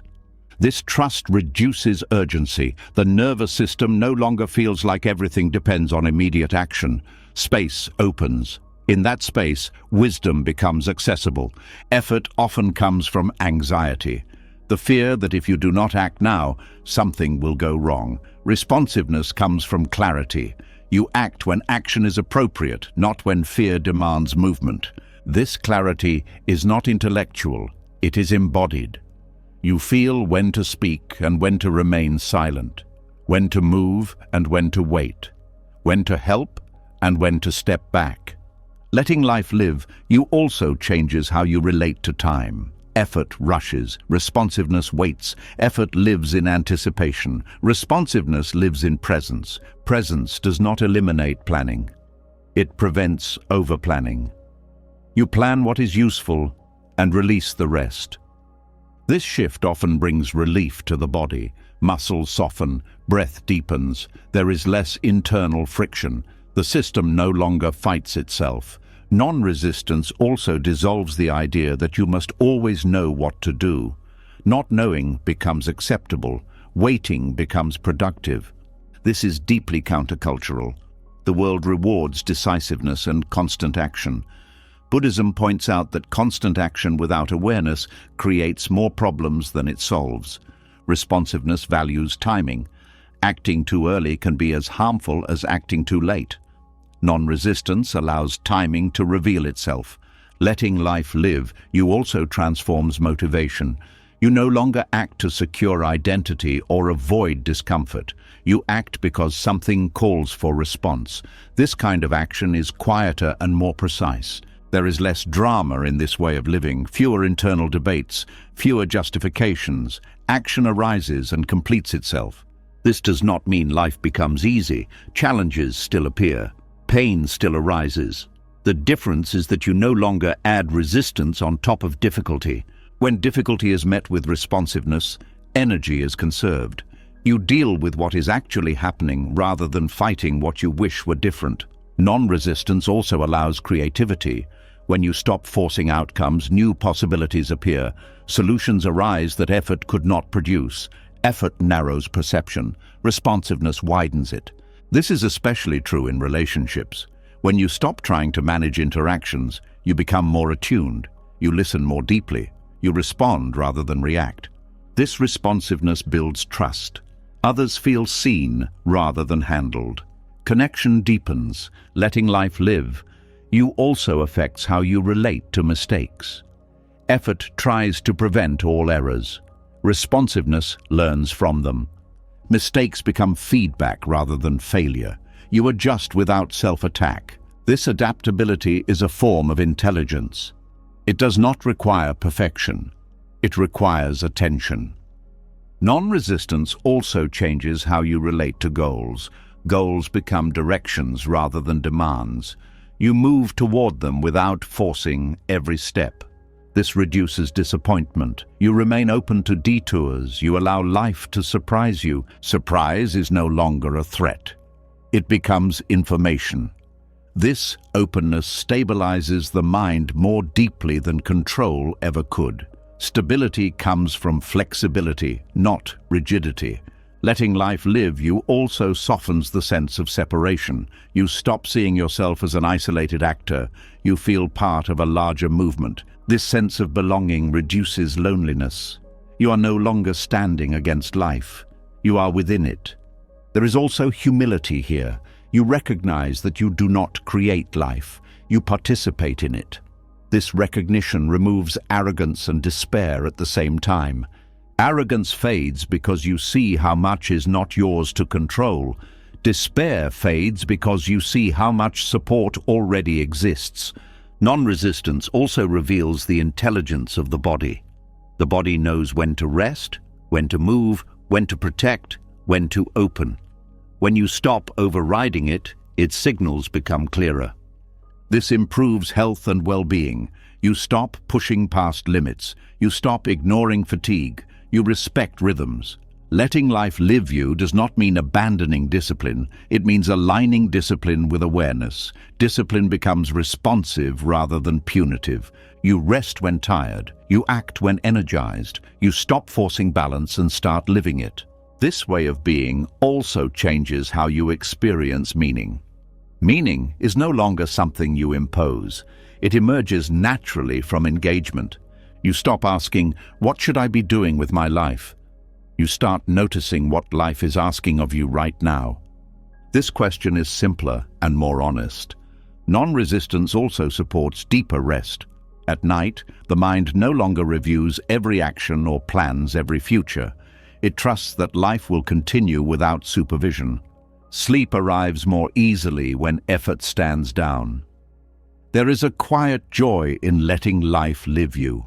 Not excitement, but ease. A sense that you do not have to fight your way through existence. This joy is subtle.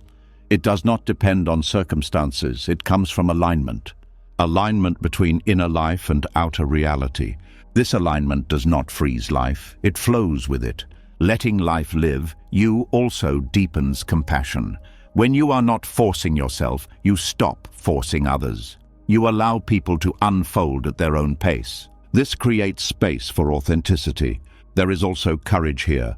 The courage to release control. The courage to trust responsiveness. The courage to be moved by life rather than trying to move it constantly. This courage is quiet. It does not announce itself. It shows up as willingness. Willingness to feel. Willingness to wait. Willingness to act when called. Over time, this willingness becomes natural. Effort becomes the exception rather than the rule. Life feels less like a task and more like a conversation. You listen, you respond, you pause. Nothing is forced, nothing is avoided. And in this gentle rhythm, something stabilizes deeply. Not the illusion of control, but a grounded presence that can meet whatever arises. Letting life live you is not a philosophy, it is a lived experience, one that unfolds gradually as resistance dissolves. You do not arrive there, you notice it happening, and when you do, there is a quiet recognition. Life has always been moving. You were never meant to carry it. All that was needed was the willingness to stop pushing, to stop resisting, and to allow the movement that was already there.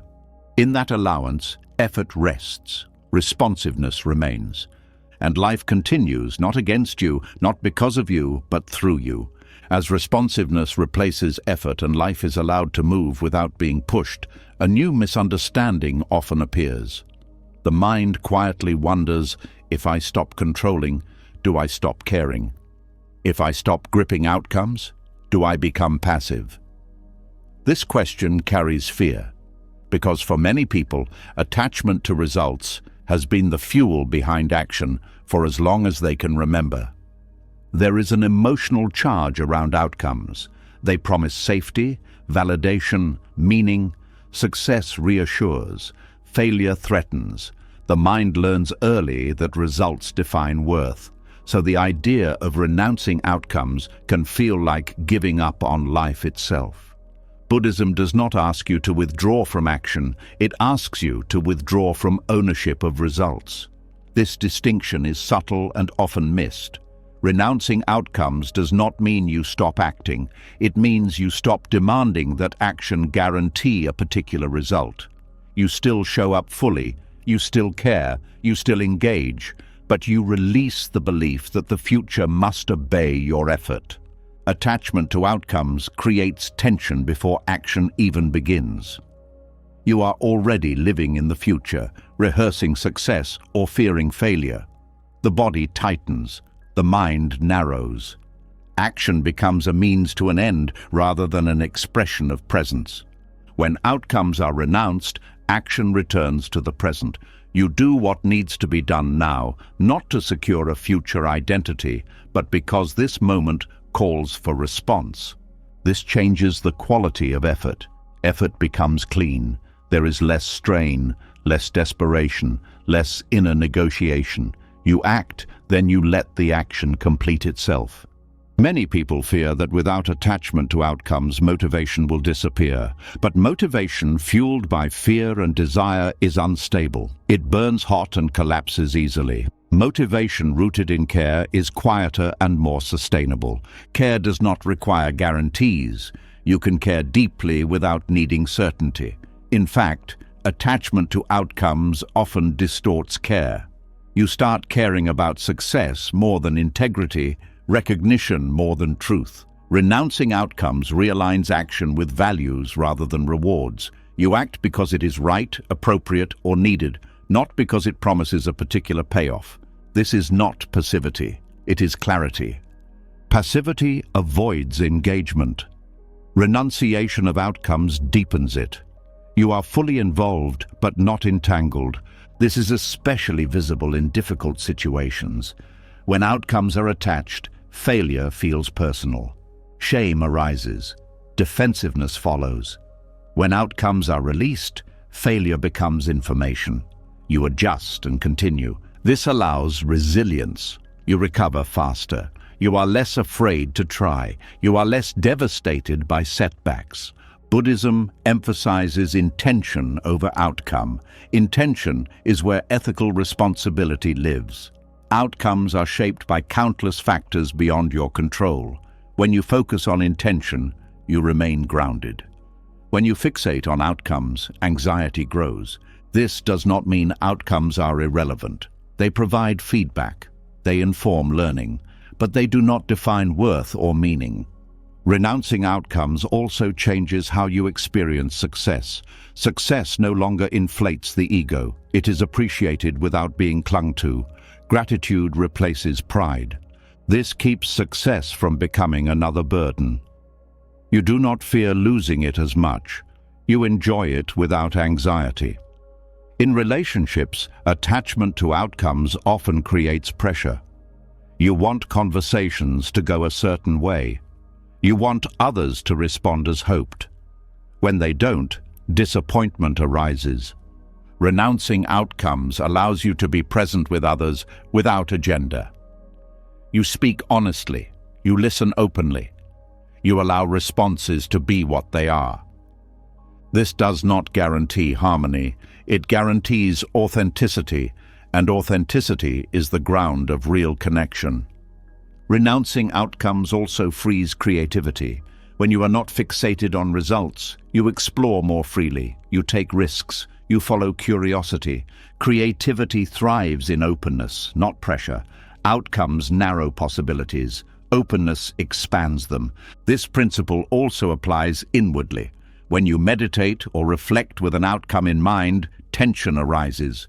You try to achieve calm, clarity, insight.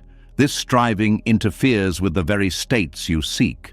When you release outcomes, practice becomes a space of exploration rather than performance.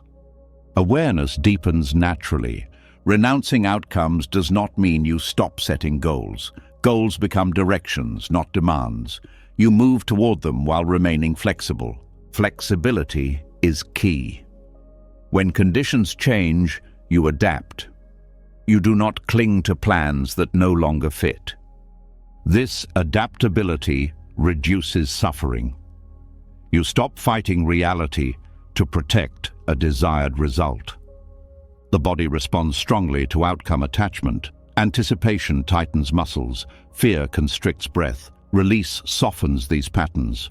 When action is free of outcome fixation, the body moves more naturally. There is less internal resistance. This ease does not make you careless. It makes you precise. You notice more. You respond more accurately. Renouncing outcomes also reduces comparison. When results define worth, comparison is inevitable. Someone else's success threatens your value. Someone else's failure reassures it. When outcomes are released, comparison loses power. You focus on your own response rather than external metrics. This creates peace in environments that are otherwise competitive. You participate without being consumed. Buddhism often uses the image of planting seeds. You plant carefully, you water, you tend, but you do not demand the plant grow faster or differently. You respect natural processes. Renouncing outcomes is trusting the soil. This trust does not mean ignoring consequences. It means accepting uncertainty. Uncertainty becomes tolerable when you are not trying to control it. This tolerance stabilizes the mind. You stop bracing for specific futures. You meet each moment as it arrives. This presence also supports rest. At night, the mind often replays outcomes. Did I succeed? What if it fails? Renouncing outcomes allows the day to end without resolution. Sleep comes more easily when the future is not being managed.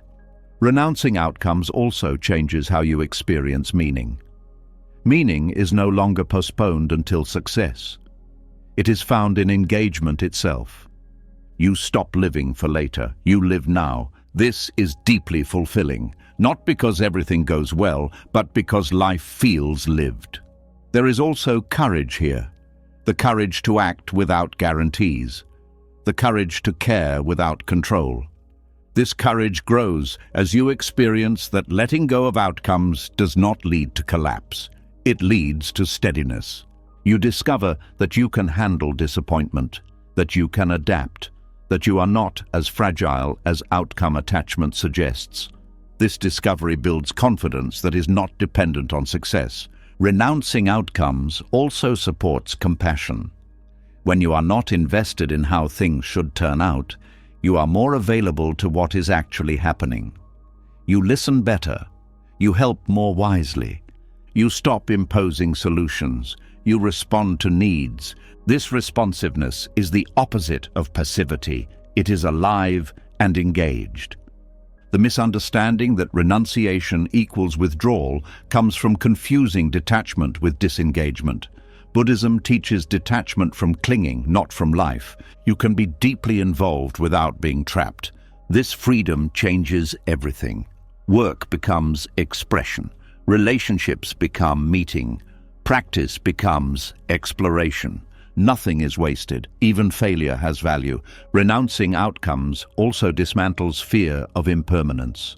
When you no longer need results to last, change becomes less threatening.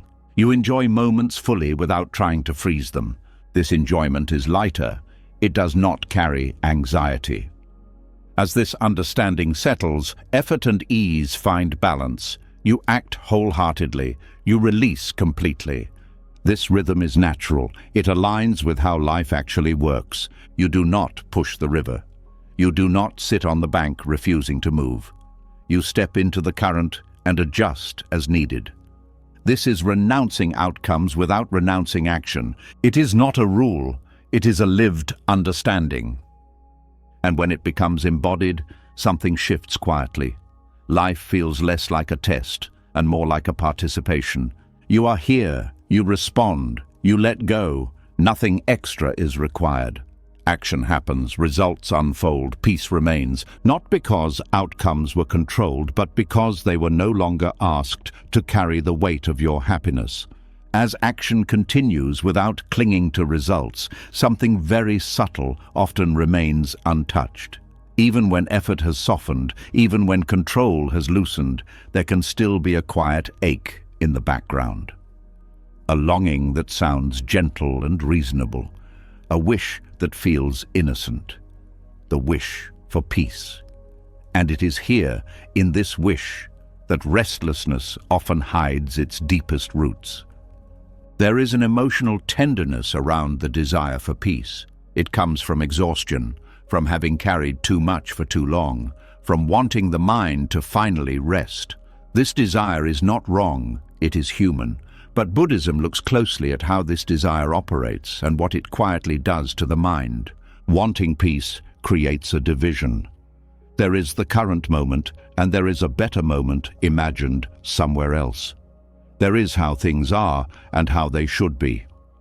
The mind leans forward, away from what is happening now, toward a future state that promises relief. This leaning itself is tension. Peace becomes an object. Something to reach, something to achieve, something to arrive at.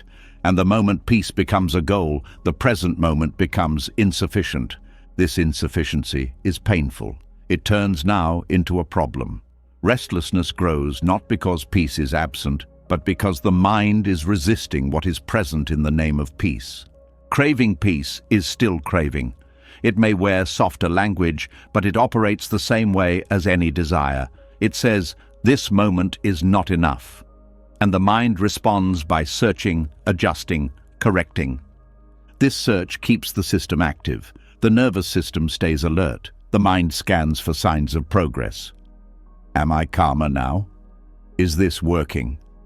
Why am I still restless? These questions fuel the very agitation they are trying to resolve. Buddhism points to a simple but difficult truth. Peace cannot be reached by wanting it, because wanting is movement away from peace. Peace is not somewhere else. It is what remains when the urge to be elsewhere stops. This is not a philosophical idea. It is an experiential observation. Each time the mind reaches for peace, notice what happens in the body. There is a tightening, a forward pull, a subtle dissatisfaction. The body knows before the mind understands. Wanting peace often comes with an image, a calm version of yourself, a quiet mind, a steady emotional state. This image becomes a standard. The present moment is measured against it and found lacking. This measurement creates self-judgment. I should be more peaceful. I'm not doing this right. The desire for peace turns into a new form of self-improvement, a new identity to live up to. Peace becomes conditional. You will allow yourself to rest once peace arrives. Until then, effort continues. This postponement is exhausting. It keeps peace always just out of reach, always slightly ahead. The paradox is that peace is already present beneath restlessness, but restlessness covers it because the mind is busy trying to remove restlessness. When restlessness is allowed, without the demand that it go away, it often softens. Not immediately, not dramatically, but gradually. The fight ends. The extra layer dissolves. Peace is not the absence of disturbance, it is the absence of resistance to disturbance. This understanding changes everything. You stop asking, how do I get peace? And start noticing, what am I resisting right now? This question turns attention inward, not toward a goal, but toward relationship. How are you relating to this moment? When the relationship softens, peace is revealed. It was never missing. It was obscured by effort. Wanting peace often comes from misunderstanding what peace actually is. Many imagine peace as a constant pleasant state. Buddhism does not define peace this way. Peace is not emotional perfection. It is openness. Openness can include discomfort. It can include sadness. It can include fear. Peace is the willingness to allow these experiences without needing them to disappear. This willingness is not resignation. It is intimacy. You meet experience fully instead of negotiating with it. Craving peace keeps experience at a distance. You tolerate the present only as a means to an end. This prevents full contact. Full contact is what dissolves struggle. The mind often says, once I'm peaceful, then I can live. Buddhism replies, live now, and peace may show up. Peace is a byproduct, not a product. This is deeply counterintuitive. The mind is trained to pursue, to optimize, to improve. Letting go of pursuit feels like giving up. But what is actually being given up is not peace, but the obstacle to it. There is also fear hidden inside the desire for peace. Fear that without peace, you cannot handle life. Fear that restlessness means failure. This fear adds urgency. It turns peace into an emergency, and emergencies do not create calm. Buddhism teaches patience not as waiting for peace, but as staying with what is. Staying does not mean forcing yourself to endure. It means not abandoning the moment for an imagined better one. This staying stabilizes the mind in a way striving never could. When you stop wanting peace, something softens. The body relaxes slightly, the breath deepens, not because peace arrived, but because effort paused. This pause is the doorway. Many people have experienced moments of peace unexpectedly, in grief, in exhaustion, in surrender. These moments did not come from trying. They came when trying stopped. Trying to recreate these moments misses the point. The conditions were not special. The absence of resistance was. Peace arrives when the mind is no longer asking for it. This does not mean you should suppress the desire for peace. Suppression is another form of control. Instead, you notice the desire. You feel it. You allow it. Even the desire for peace can be allowed. When allowed, it loosens. When resisted or acted on, it tightens. This is subtle practice. It is not about replacing one desire with another. It is about seeing desire clearly. Seeing desire clearly reveals its movement. It reaches forward. It pulls away from now. Awareness notices this movement without following it. In this noticing, desire loses momentum. Peace is not something awareness produces. It is what awareness uncovers. The craving for peace also shapes how people approach spiritual practice. Practice becomes a means to an end. Meditation is used to fix the mind. Presence is used to eliminate thoughts. This instrumental approach keeps the mind busy. It turns practice into work. When practice is done without wanting peace, it becomes rest. You sit, not to become peaceful, but because sitting is happening. This simplicity allows depth. The mind often resists this simplicity. It wants reassurance, it wants progress, it wants confirmation. Buddhism offers none of these. It offers clarity. Clarity shows that peace is not missing, it is just covered by demand. This realization is not dramatic. It is quiet. It does not announce itself. You may still feel restless, but the restlessness feels less personal, less threatening. It is just another movement. This non-personal quality is key. When you stop taking restlessness as a problem, it stops behaving like one. Peace becomes background rather than foreground. It does not need to be felt to be present. This is why people sometimes feel peace even in chaos. Not because chaos stopped, but because resistance did. Wanting peace prevents peace because it keeps the mind in a state of seeking. Seeking is movement. Peace is stillness. Stillness cannot be reached by movement. This does not mean you must force stillness. It means you stop interrupting it. The interruption is subtle, a thought, a hope, a comparison. Each interruption is small, but together they keep the system active. When interruptions slow, peace becomes obvious. This is not a peak experience, it is a ground. The ground does not require maintenance. Peace is not fragile. Wanting makes it seem fragile. When you stop wanting peace, you discover it was never in danger. This discovery brings relief. Not excitement. Relief. Relief that you do not need to fix yourself. Relief that rest is allowed now. Relief that peace does not depend on your success. This relief deepens rest. The body unwinds. Sleep comes easier when peace is no longer a demand. The mind stops evaluating the moment. Night does not need to be peaceful to allow sleep. It needs permission. When you stop asking for peace, the asking mind rests. And in that rest, peace quietly remains, not as a reward, not as a state, but as the natural absence of struggle. This is the paradox Buddhism points to. The more you chase peace, the further it feels. The moment you stop chasing, you notice it was already here.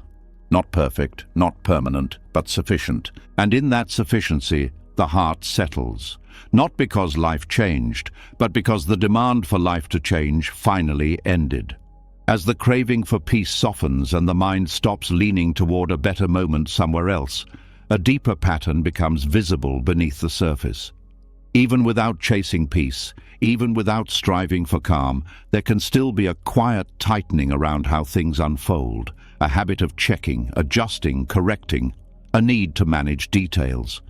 This habit often goes unnoticed because it feels practical, responsible, even caring. But at its core, it is something simpler and more vulnerable. It is distrust of change. There is an emotional unease tied to impermanence that most people never fully face. Everything changes.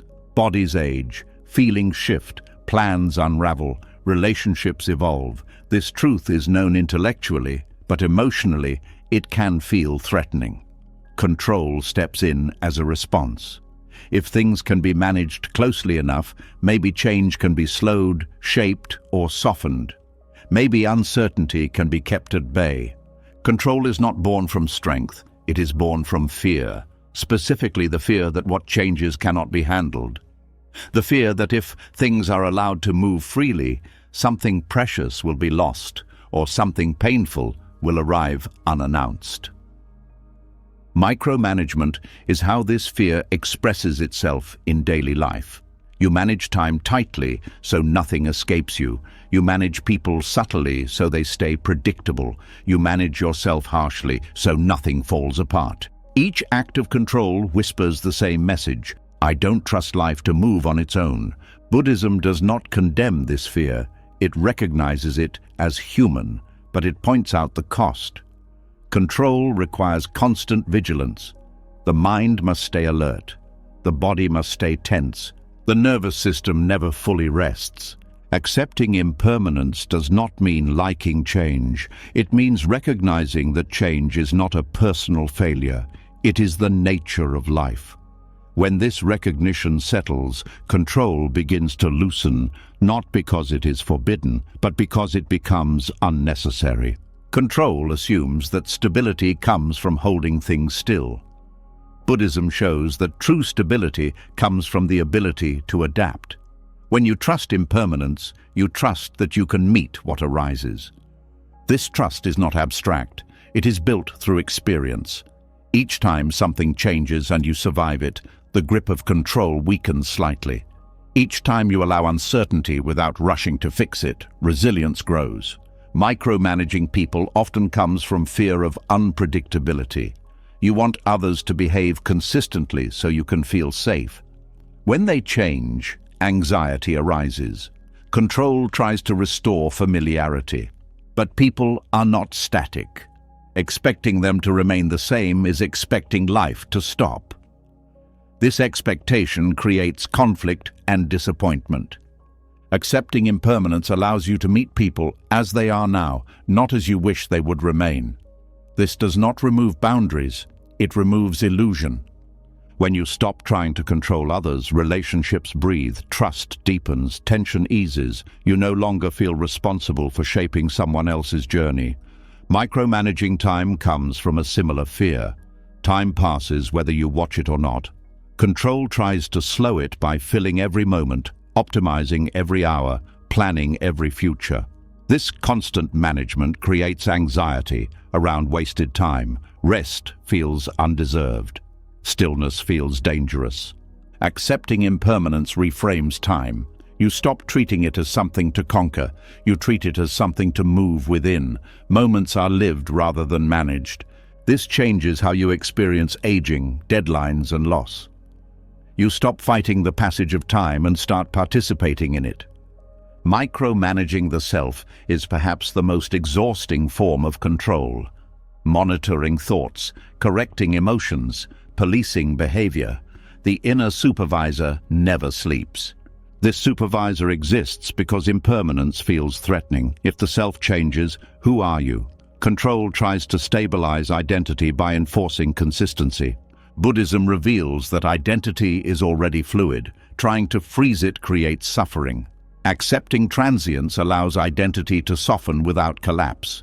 You do not disappear when you change. You evolve. When impermanence is accepted, mistakes lose their power. They are no longer threats to identity.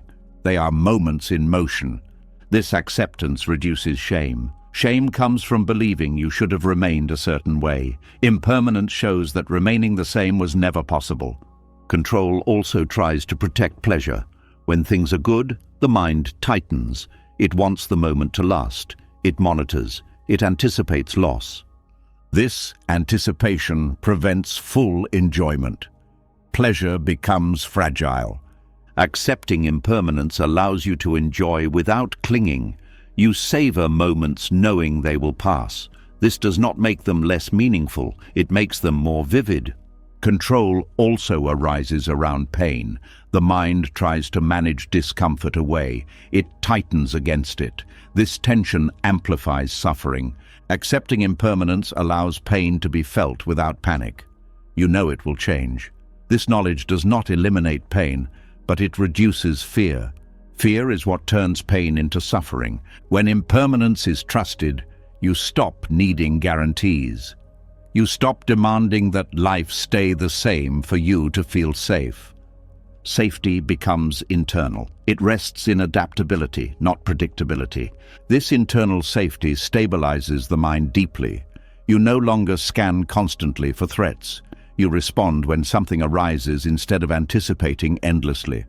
Control thrives on anticipation. Acceptance lives in presence. Presence does not eliminate planning. It prevents obsession. You plan what is helpful and release what is not. This release frees energy. You stop carrying the future everywhere with you. Accepting impermanence also changes how you relate to loss. Loss no longer feels like betrayal. It feels like movement. Grief still arises, but it is not complicated by disbelief.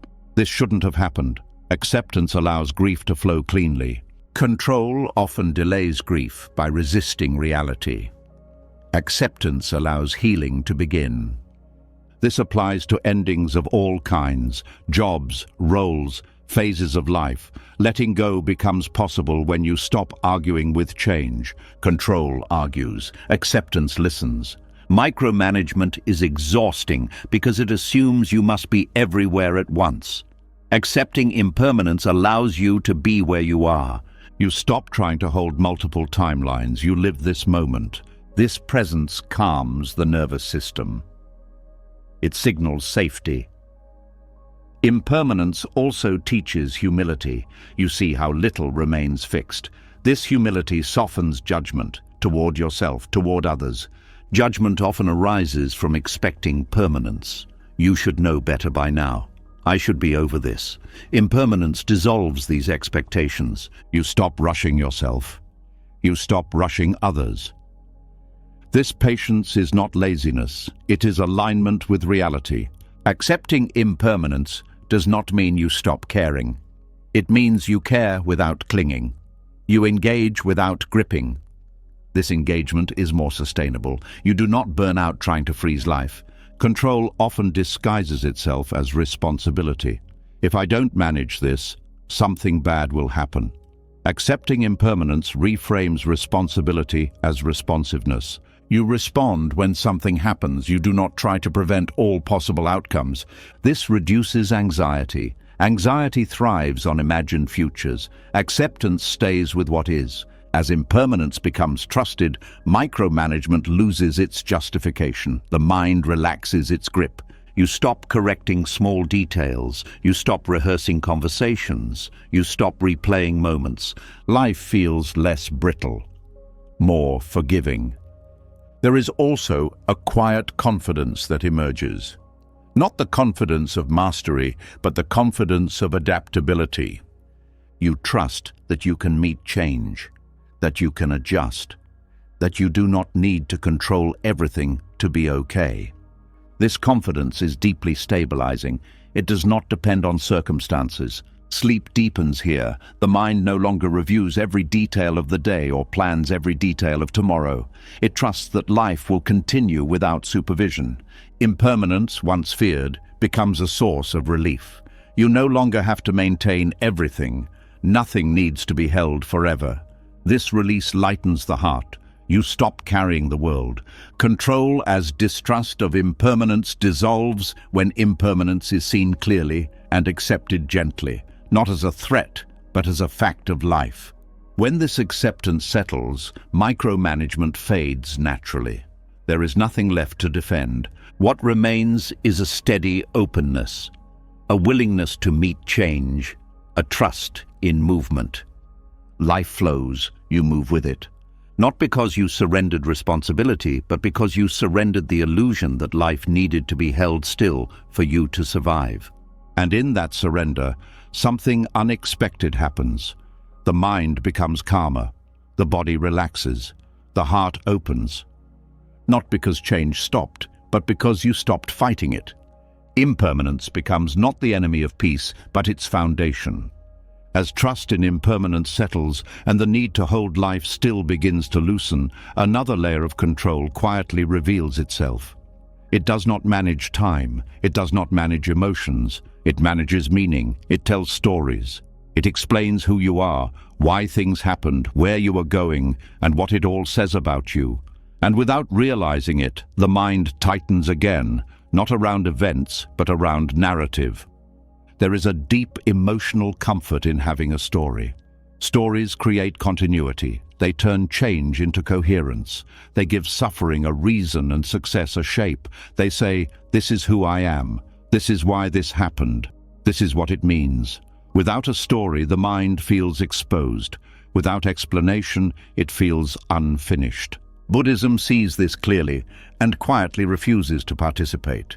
The Dharma does not deny that stories exist. It denies their authority. It points out that the story of me is not a stable truth, but a moving interpretation layered on top of experience. And this interpretation, while useful at times, becomes a form of control when it is treated as reality itself. Narrative control is the attempt to secure identity through meaning.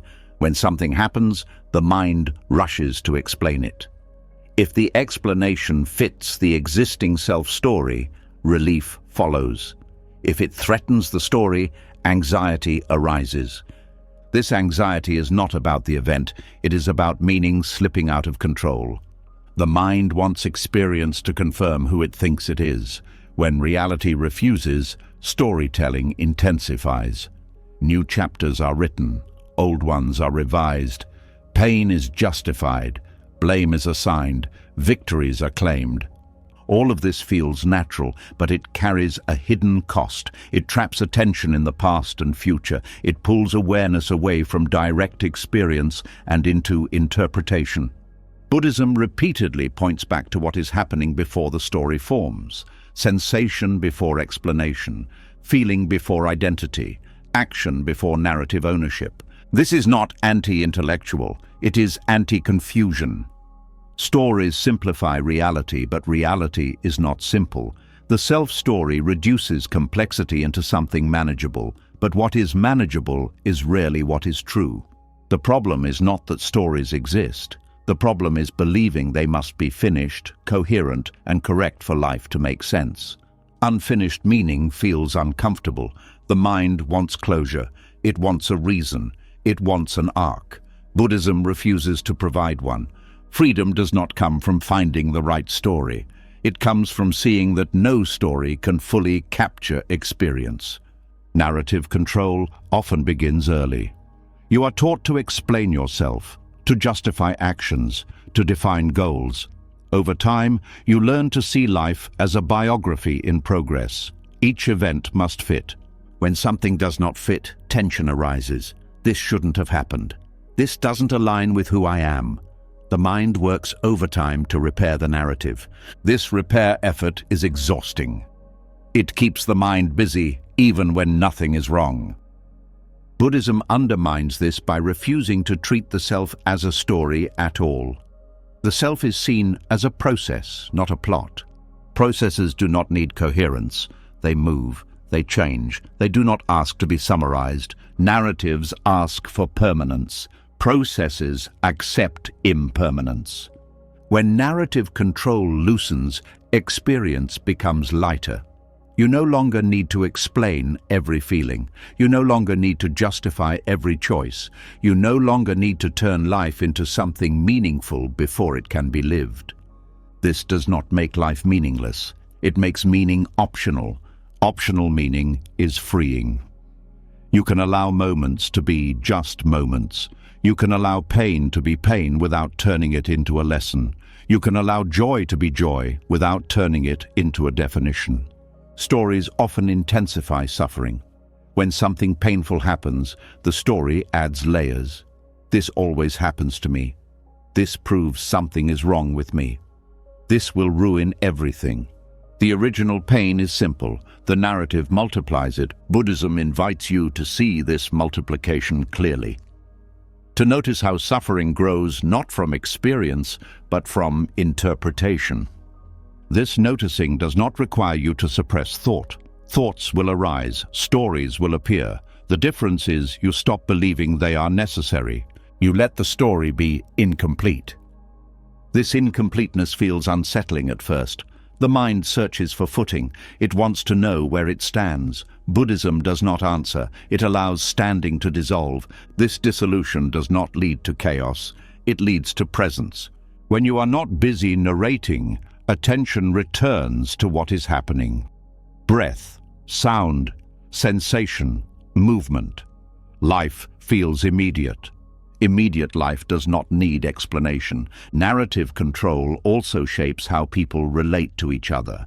You assign roles. You decide who someone is based on past chapters. You interact with the story rather than the person. When narrative loosens, relationships become fresh. You meet the person as they are now, not as they were in the story. This openness allows change. It allows forgiveness. It allows surprise. Buddhism emphasizes beginner's mind for this reason. Beginner's mind is not ignorance. It is freedom from narrative certainty. Certainty closes perception.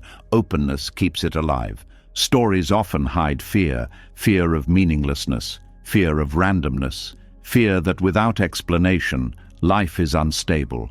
Buddhism does not replace stories with better stories. It points to the stability of awareness itself. Awareness does not need meaning to function. It is present whether things make sense or not. This presence is reliable. Stories are not. When narrative control drops, you stop needing your life to make sense in a linear way. You accept contradiction. You accept unfinished chapters.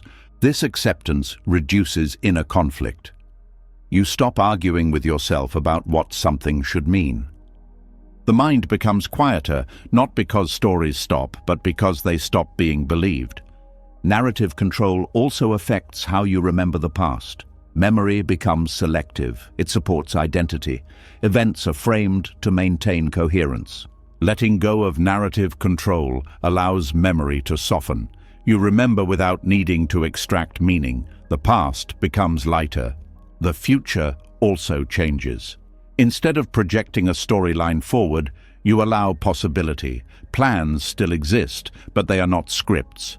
This reduces fear of deviation. You stop seeing detours as failures. Life becomes less about staying on track and more about staying present. Narratives also create comparison. You compare your story to others. Who is ahead? Who is behind? This comparison fuels dissatisfaction. When stories loosen, comparison loses its foundation. You stop ranking lives. Each moment stands on its own. Buddhism often uses silence, not just to quiet the mind, but to interrupt storytelling. Silence creates a gap where meaning does not immediately form. In that gap, freedom appears. Freedom does not need a reason. Unfinished meaning allows curiosity. Instead of deciding what something means, you remain open. This openness is alive. Narrative control freezes experience. Unfinished meaning keeps it moving. This movement does not feel chaotic. It feels honest. The mind often fears that without a story, motivation will disappear. But motivation rooted in narrative is fragile. Motivation rooted in presence is steady. You act because something needs to be done, not because it fits a storyline. This kind of action is cleaner. It carries less emotional weight. When narrative control dissolves, guilt also changes. You stop rewriting the past endlessly. You acknowledge what happened without turning it into identity. Shame loses fuel. Pride also softens. You stop building identity around achievements. Life becomes less performative. This simplicity supports rest. At night, the mind often reviews the day, adding commentary. When narrative loosens, the day can end without summary. Sleep does not require a conclusion. There is a quiet relief in not needing to know what your life means. You stop carrying that question everywhere. Meaning may arise, it may not. Either way, you live. This is the freedom Buddhism points to. Not freedom through understanding everything, but freedom from needing to. Unfinished meaning allows humility. You accept that life is larger than your explanations. This humility is not small, it is expansive. When narrative control falls away, awareness becomes intimate. You are no longer standing outside your life explaining it. You are inside it, experiencing it. Experience does not ask to be named. This intimacy brings peace not as a story, but as presence. The Dharma does not give you a better narrative. It takes away the need for one, and in that removal, something opens. You no longer have to be someone in particular. You no longer have to make sense. You no longer have to finish the story. Life continues, raw and alive, without needing your explanation. And in that unfinished space, freedom quietly breathes. As the grip of narrative loosens and the need to explain life begins to fade, another deeper craving quietly steps forward. Even without stories, even without fixed meaning, the mind still reaches for something familiar. closure, an ending, a sense that something has been resolved. When that resolution does not come, discomfort arises, restlessness returns, and it becomes clear that beneath storytelling lives an even more basic habit, the need for answers. There is a deep emotional pull toward resolution. Unanswered questions feel heavy. Unfinished experiences feel unstable. The mind wants to tie things together, to complete the picture, to reach a point where nothing remains open. This desire feels natural, even necessary, but Buddhism looks directly at this impulse and asks something radical. What if the need for closure is not wisdom but fear? Unresolved experience exposes vulnerability. It removes the sense of control that comes from knowing. When there is no answer, no explanation, no emotional conclusion, the mind feels exposed. It does not know where to stand. This groundlessness is often mistaken for danger. So the mind searches. It searches for insight, for understanding, for emotional release. It wants a moment where everything finally clicks into place. And when that moment does not arrive, frustration grows. Buddhism does not promise resolution. It trains something far more subtle, the capacity to remain present without it. This training is not about forcing yourself to tolerate discomfort. It is about seeing how the demand for resolution creates suffering. The pain is not in the unanswered question. It is in the refusal to let the question remain. Closure is comforting because it gives the illusion of stability. It says, this is finished, this is settled, I can move on. But life does not move in clean endings. Experiences overlap. Emotions return, understanding deepens and then dissolves again. The insistence on closure puts you in constant conflict with how life actually works. Buddhism invites a different strength, the courage to stay with what is incomplete, to allow questions to remain open, to let emotions move without demanding they conclude in clarity or peace. This courage is quiet. It does not feel heroic. It feels like staying when everything wants to leave. The mind often believes that unresolved emotions are unhealthy, that you must process everything fully to be free.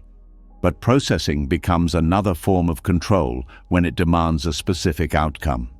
You sit with an emotion not to finish it, but to allow it. And allowing does not guarantee resolution. It guarantees honesty. Sometimes emotions resolve. Sometimes they soften. Sometimes they simply change shape. Sometimes they return. Buddhism does not judge any of these outcomes. The suffering comes when you decide that an experience should have ended by now. This decision creates pressure. I should be over this. I should understand this by now. I should feel different. These thoughts add a layer of self-judgment that intensifies discomfort. Being unresolved feels like failure in a culture that values answers. But Buddhism reframes this completely. Being unresolved is not failure, it is openness. Openness allows learning to continue. Closure stops inquiry. It freezes understanding. When you accept unresolvedness, curiosity replaces anxiety. You stop demanding certainty and start observing change. This observation does not provide neat conclusions. It provides intimacy with experience. Living without closure requires trust. Trust that you do not need final answers to function. Trust that life can continue without being fully understood. This trust stabilizes the mind in a deeper way than answers ever could. Answers are fragile. New information can undo them. New experiences can contradict them. When identity is built on answers, instability follows. Unresolvedness, paradoxically, is more stable. It does not collapse when something new appears. It has room. This is why Buddhism often responds to deep questions with silence or paradox, not to frustrate, but to interrupt the craving for resolution. The mind wants something to hold on to. The Dharma teaches you how to stand without holding. This standing is not rigid, it is flexible, it adapts as conditions change. The courage to be unresolved also applies to relationships. Many conflicts persist because people want emotional closure, an apology that fully satisfies, an explanation that finally makes sense. Sometimes these things come, sometimes they do not. Waiting for them keeps wounds open. Buddhism does not deny the value of repair. It denies the fantasy that repair always brings closure. You learn to live with unanswered feelings. You learn to carry grief without demanding it transform into wisdom. You learn to love without guarantees. This does not harden the heart, it softens it. You stop bargaining with life. Unresolvedness also affects how you relate to yourself. You stop demanding that your identity makes sense. You allow contradiction. You allow change. You may feel confident one day and unsure the next. Instead of trying to reconcile these states, you let them coexist. This coexistence reduces inner conflict. You stop trying to unify everything. The mind often believes that resolution brings peace. Buddhism shows that peace comes from allowing unresolvedness. Peace is not the result of understanding everything. It is the absence of struggle with not understanding. This is deeply counterintuitive. The mind equates clarity with safety. But clarity is temporary. Uncertainty is constant. Learning to live with uncertainty is more protective than chasing answers. This learning happens gradually. Each time you resist the urge to conclude, something relaxes. Each time you allow a question to remain open, tension softens. You discover that nothing terrible happens when you do not resolve everything. Life continues. You continue. This discovery builds confidence, not the confidence of knowing, but the confidence of being able to not know. This kind of confidence is rare. It is not loud. It does not seek recognition. It feels like steadiness. Unresolvedness also deepens compassion. When you accept that you do not have answers for your own life, you stop demanding them from others. You become more patient with confusion, more tolerant of complexity. This patience improves relationships. You listen without needing to fix. You support without needing to conclude. The courage to be unresolved also changes how you relate to time. You stop rushing toward the future for answers. You stop rewriting the past for clarity. Time becomes less urgent. Moments are allowed to be incomplete. This incompleteness is not emptiness, it is possibility. When closure is not required, creativity expands. You are not limited to a single interpretation. You remain open to discovery. This openness allows wisdom to deepen over time, not as a final insight, but as an evolving understanding. Buddhism does not aim to make you certain. It aims to make you present. Presence does not need closure. Presence meets what is here without demanding it resolve. This is especially important in meditation and contemplation. Many people seek meditation to find answers or emotional release. When these do not come, they feel discouraged. The Dharma invites a different orientation. Sit not to resolve, but to stay. Stay with breath. Stay with sensation. Stay with uncertainty. In staying, something subtle shifts. The need for resolution weakens. You begin to feel at home in not knowing. This does not make life vague, it makes it alive. Certainty deadens experience. Unresolvedness keeps it dynamic. The courage to be unresolved also reduces fear of death and loss. Death is the ultimate unresolved experience. There is no final answer that removes its mystery. When you learn to live without closure in small ways, you build capacity to face larger unknowns. This capacity is not dramatic, it feels like acceptance without resignation. You stop asking life to explain itself to you. You stop asking yourself to be finished. You allow things to remain in motion.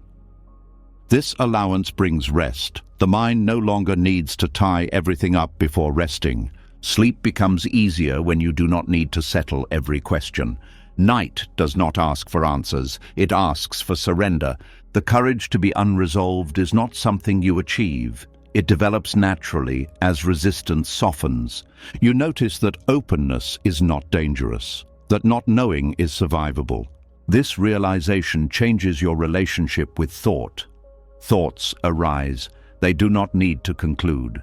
Questions arise. They do not need answers. Emotions arise. They do not need closure.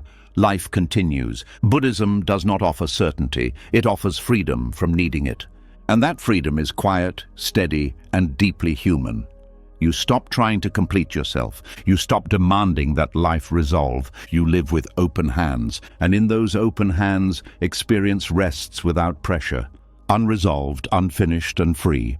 As the courage to remain unresolved grows and the mind learns to stay without answers, something even more intimate begins to loosen. Beneath the need for closure, beneath the need for meaning, there is often a quiet assumption that has gone unquestioned for most of life. The assumption that what happens inside you belongs to you, that thoughts are yours, that emotions are yours, that sensations are owned. When this assumption softens, a deep and unexpected freedom opens. There is a strong emotional reflex to claim experience. A thought appears and the mind says, "My thought." A feeling arises and the body tightens around it as "my emotion." A sensation moves through the body and it becomes "my pain" or "my pleasure." This claiming happens so quickly that it feels natural, almost invisible. But Buddhism asks a question that gently disrupts this reflex. Where is the owner? This question is not philosophical, it is experiential. When you look closely at experience, sensations arise, thoughts appear, emotions move, but ownership is not found in the experience itself. Ownership is added afterward as a mental label. Non-ownership does not deny experience. It does not distance you from life. It simply removes the extra layer of identification that turns experience into burden. When a sensation is labeled as mine, it carries weight. It becomes personal. It demands protection or resistance. When it is simply a sensation, it can be felt without added tension. This shift is subtle but profound. Pain without ownership is still pain, but it is not a problem to be defended against. Pleasure without ownership is still pleasure, but it is not something to cling to. Thoughts are especially revealing in this regard. Thoughts appear spontaneously.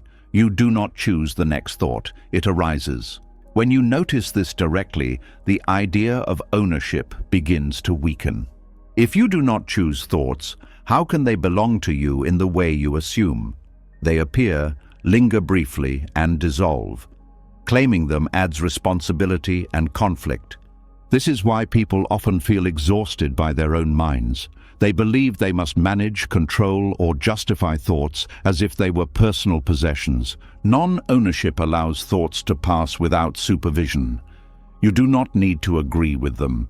You do not need to correct them. You do not need to suppress them. They are not yours to manage. Emotions function the same way. An emotion arises due to conditions, body state, memory, environment, history. None of these are chosen in the moment. The emotion appears. Ownership makes it heavy. When you say "my anxiety," the emotion becomes part of identity. It must be fixed. It must be explained. It must be resolved. When anxiety is simply anxiety, it can be felt without becoming who you are. This does not mean detachment or coldness. It means intimacy without identification. Non-ownership does not push experience away. It allows full contact without contraction. There is a fear that if you stop owning experience, you will become disconnected or irresponsible. Buddhism shows the opposite. When you stop owning, you become more responsive, less defensive, more present. Ownership creates a boundary. This is mine. That boundary invites protection. Protection creates tension. Non-ownership dissolves the boundary. Experience moves through without needing defense. This has a direct effect on the nervous system. When experience is not claimed, the body does not brace as much. Breath deepens, muscles soften, there is less internal resistance. Suffering often intensifies when experience is personalized. Why is this happening to me? This question assumes an owner who is being targeted. Non-ownership removes the target. Events happen. Sensations arise. thoughts appear, but there is no central entity being attacked or rewarded. This perspective does not remove care, it removes unnecessary suffering. Non-ownership also dissolves pride. When something pleasant arises, the mind often claims it. I am happy. I am calm. This ownership creates fear of loss. Non-ownership allows enjoyment without anxiety. You enjoy the moment fully because you are not trying to keep it. This also softens shame. Shame thrives on ownership. This says something about me. When experience is not owned, shame loses its foundation. Actions still have consequences. Accountability remains. But identity is not fused with experience. Buddhism distinguishes between action and actor. Actions occur, results follow, but there is no permanent owner behind them. This understanding removes the constant need to defend a self-image. Non-ownership also affects memory. Memories arise. They are often treated as evidence of who you are. I did this. This defines me. Non-ownership allows memory without identity attachment. The past becomes lighter. It informs without imprisoning. This also changes how you relate to the future. Anticipation arises, worries appear, plans form. When these are not owned, they do not dominate. You plan without fear. You anticipate without anxiety. Non-ownership does not eliminate preference. Preferences arise, but they are not treated as commands. They do not rule the system. This allows flexibility. When preferences are not met, there is disappointment without devastation.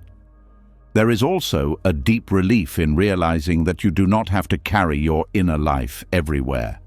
Thoughts and feelings can visit without becoming luggage. This relief supports rest. Many people cannot sleep because they are carrying their thoughts as responsibilities. Non-ownership allows the mind to set them down. Thoughts can continue. You simply do not follow them. Non-ownership also changes how you relate to silence. Silence is no longer something to fill. Without ownership, there is no one demanding commentary. Silence becomes comfortable. This comfort extends to solitude. Being alone with your thoughts is less threatening when thoughts are not claimed. You stop fearing your own mind. Non-ownership also brings compassion. When you see that your own experience arises without ownership, you see the same in others. You stop blaming. You stop personalizing. This does not excuse harmful behavior. It contextualizes it. You respond with clarity rather than reactivity. Non-ownership also changes how you relate to the body. Sensations arise, tension, fatigue, pleasure, pain. When the body is treated as me, every sensation feels like a verdict. Non-ownership allows the body to be experienced as process rather than identity. You care for the body without obsessing over it. This reduces health anxiety. You respond to symptoms without panic. Non-ownership also dissolves comparison.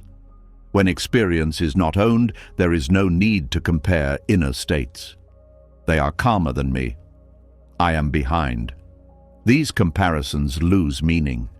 Each experience is just what it is. This perspective also affects spiritual practice. Many people try to own insights. I had an awakening. I am aware. This ownership turns insight into identity. Non-ownership allows insight to arise and pass without being claimed. Practice stays alive. There is also humility here. You stop collecting experiences as achievements. You stop measuring progress through inner states. This keeps practice grounded. Non-ownership does not mean indifference. It means intimacy without possession. You feel deeply, you care deeply, but you do not grip. This griplessness allows emotions to move freely. Fear arises and passes. Joy arises and passes. Nothing needs to be held. This flow aligns with impermanence. Ownership fights impermanence. Non-ownership moves with it. The mind often fears that without ownership, there will be chaos. But chaos comes from conflict, not freedom. Non-ownership reduces conflict because there is no central self to defend. There is also a quiet dignity in this teaching. You do not need to be more than human. You do not need to perfect yourself. You allow experience without claiming it. This allowance creates spaciousness. Spaciousness allows wisdom to function. Wisdom does not need ownership. It responds naturally. Non-ownership also affects how you relate to suffering. When suffering is not owned, it does not define you. You can be with pain without becoming pain. This is deeply liberating. You stop asking, "What does this say about me?" You start asking, "What is happening now?" This shift moves attention from identity to presence. Presence is light. Non-ownership also changes how you speak. You stop saying, "I am anxious," and start noticing anxiety is present. This subtle shift reduces identification. Language matters because it reflects relationship. This does not mean denying emotion. It means not becoming it. Non-ownership also supports forgiveness. When experiences are not owned, resentment softens. You stop carrying events as personal injuries. You allow healing to occur. This does not mean forgetting. It means not binding identity to injury. Non-ownership also dissolves the fear of being overwhelmed. Overwhelm happens when experience is treated as too much for me. Without a central owner, experience is simply happening. The system relaxes. This relaxation allows deeper engagement, not withdrawal. You meet life fully without armor. Non-ownership also brings gratitude. When pleasant experiences are not owned, they are appreciated without fear. You enjoy without clinging. This enjoyment is purer. There is also freedom here from constant self-reference. You stop asking how everything relates to you. Life becomes wider. This widening reduces isolation. You feel part of a larger movement rather than a separate center. Non-ownership also changes how you experience meditation. You stop trying to own stillness. You stop claiming clarity. Meditation becomes simple presence. Thoughts come, thoughts go. Awareness remains. Awareness is not owned. It is not personal. It is shared by all experience. This shared quality dissolves loneliness. You are not alone in awareness. Non-ownership also supports ethical action. When you are not defending an identity, you can respond honestly. You can admit mistakes. You can change course. This honesty is freeing. You stop protecting an image and start caring about impact. Non-ownership also removes the need to constantly narrate experience. Without ownership, there is no need to explain.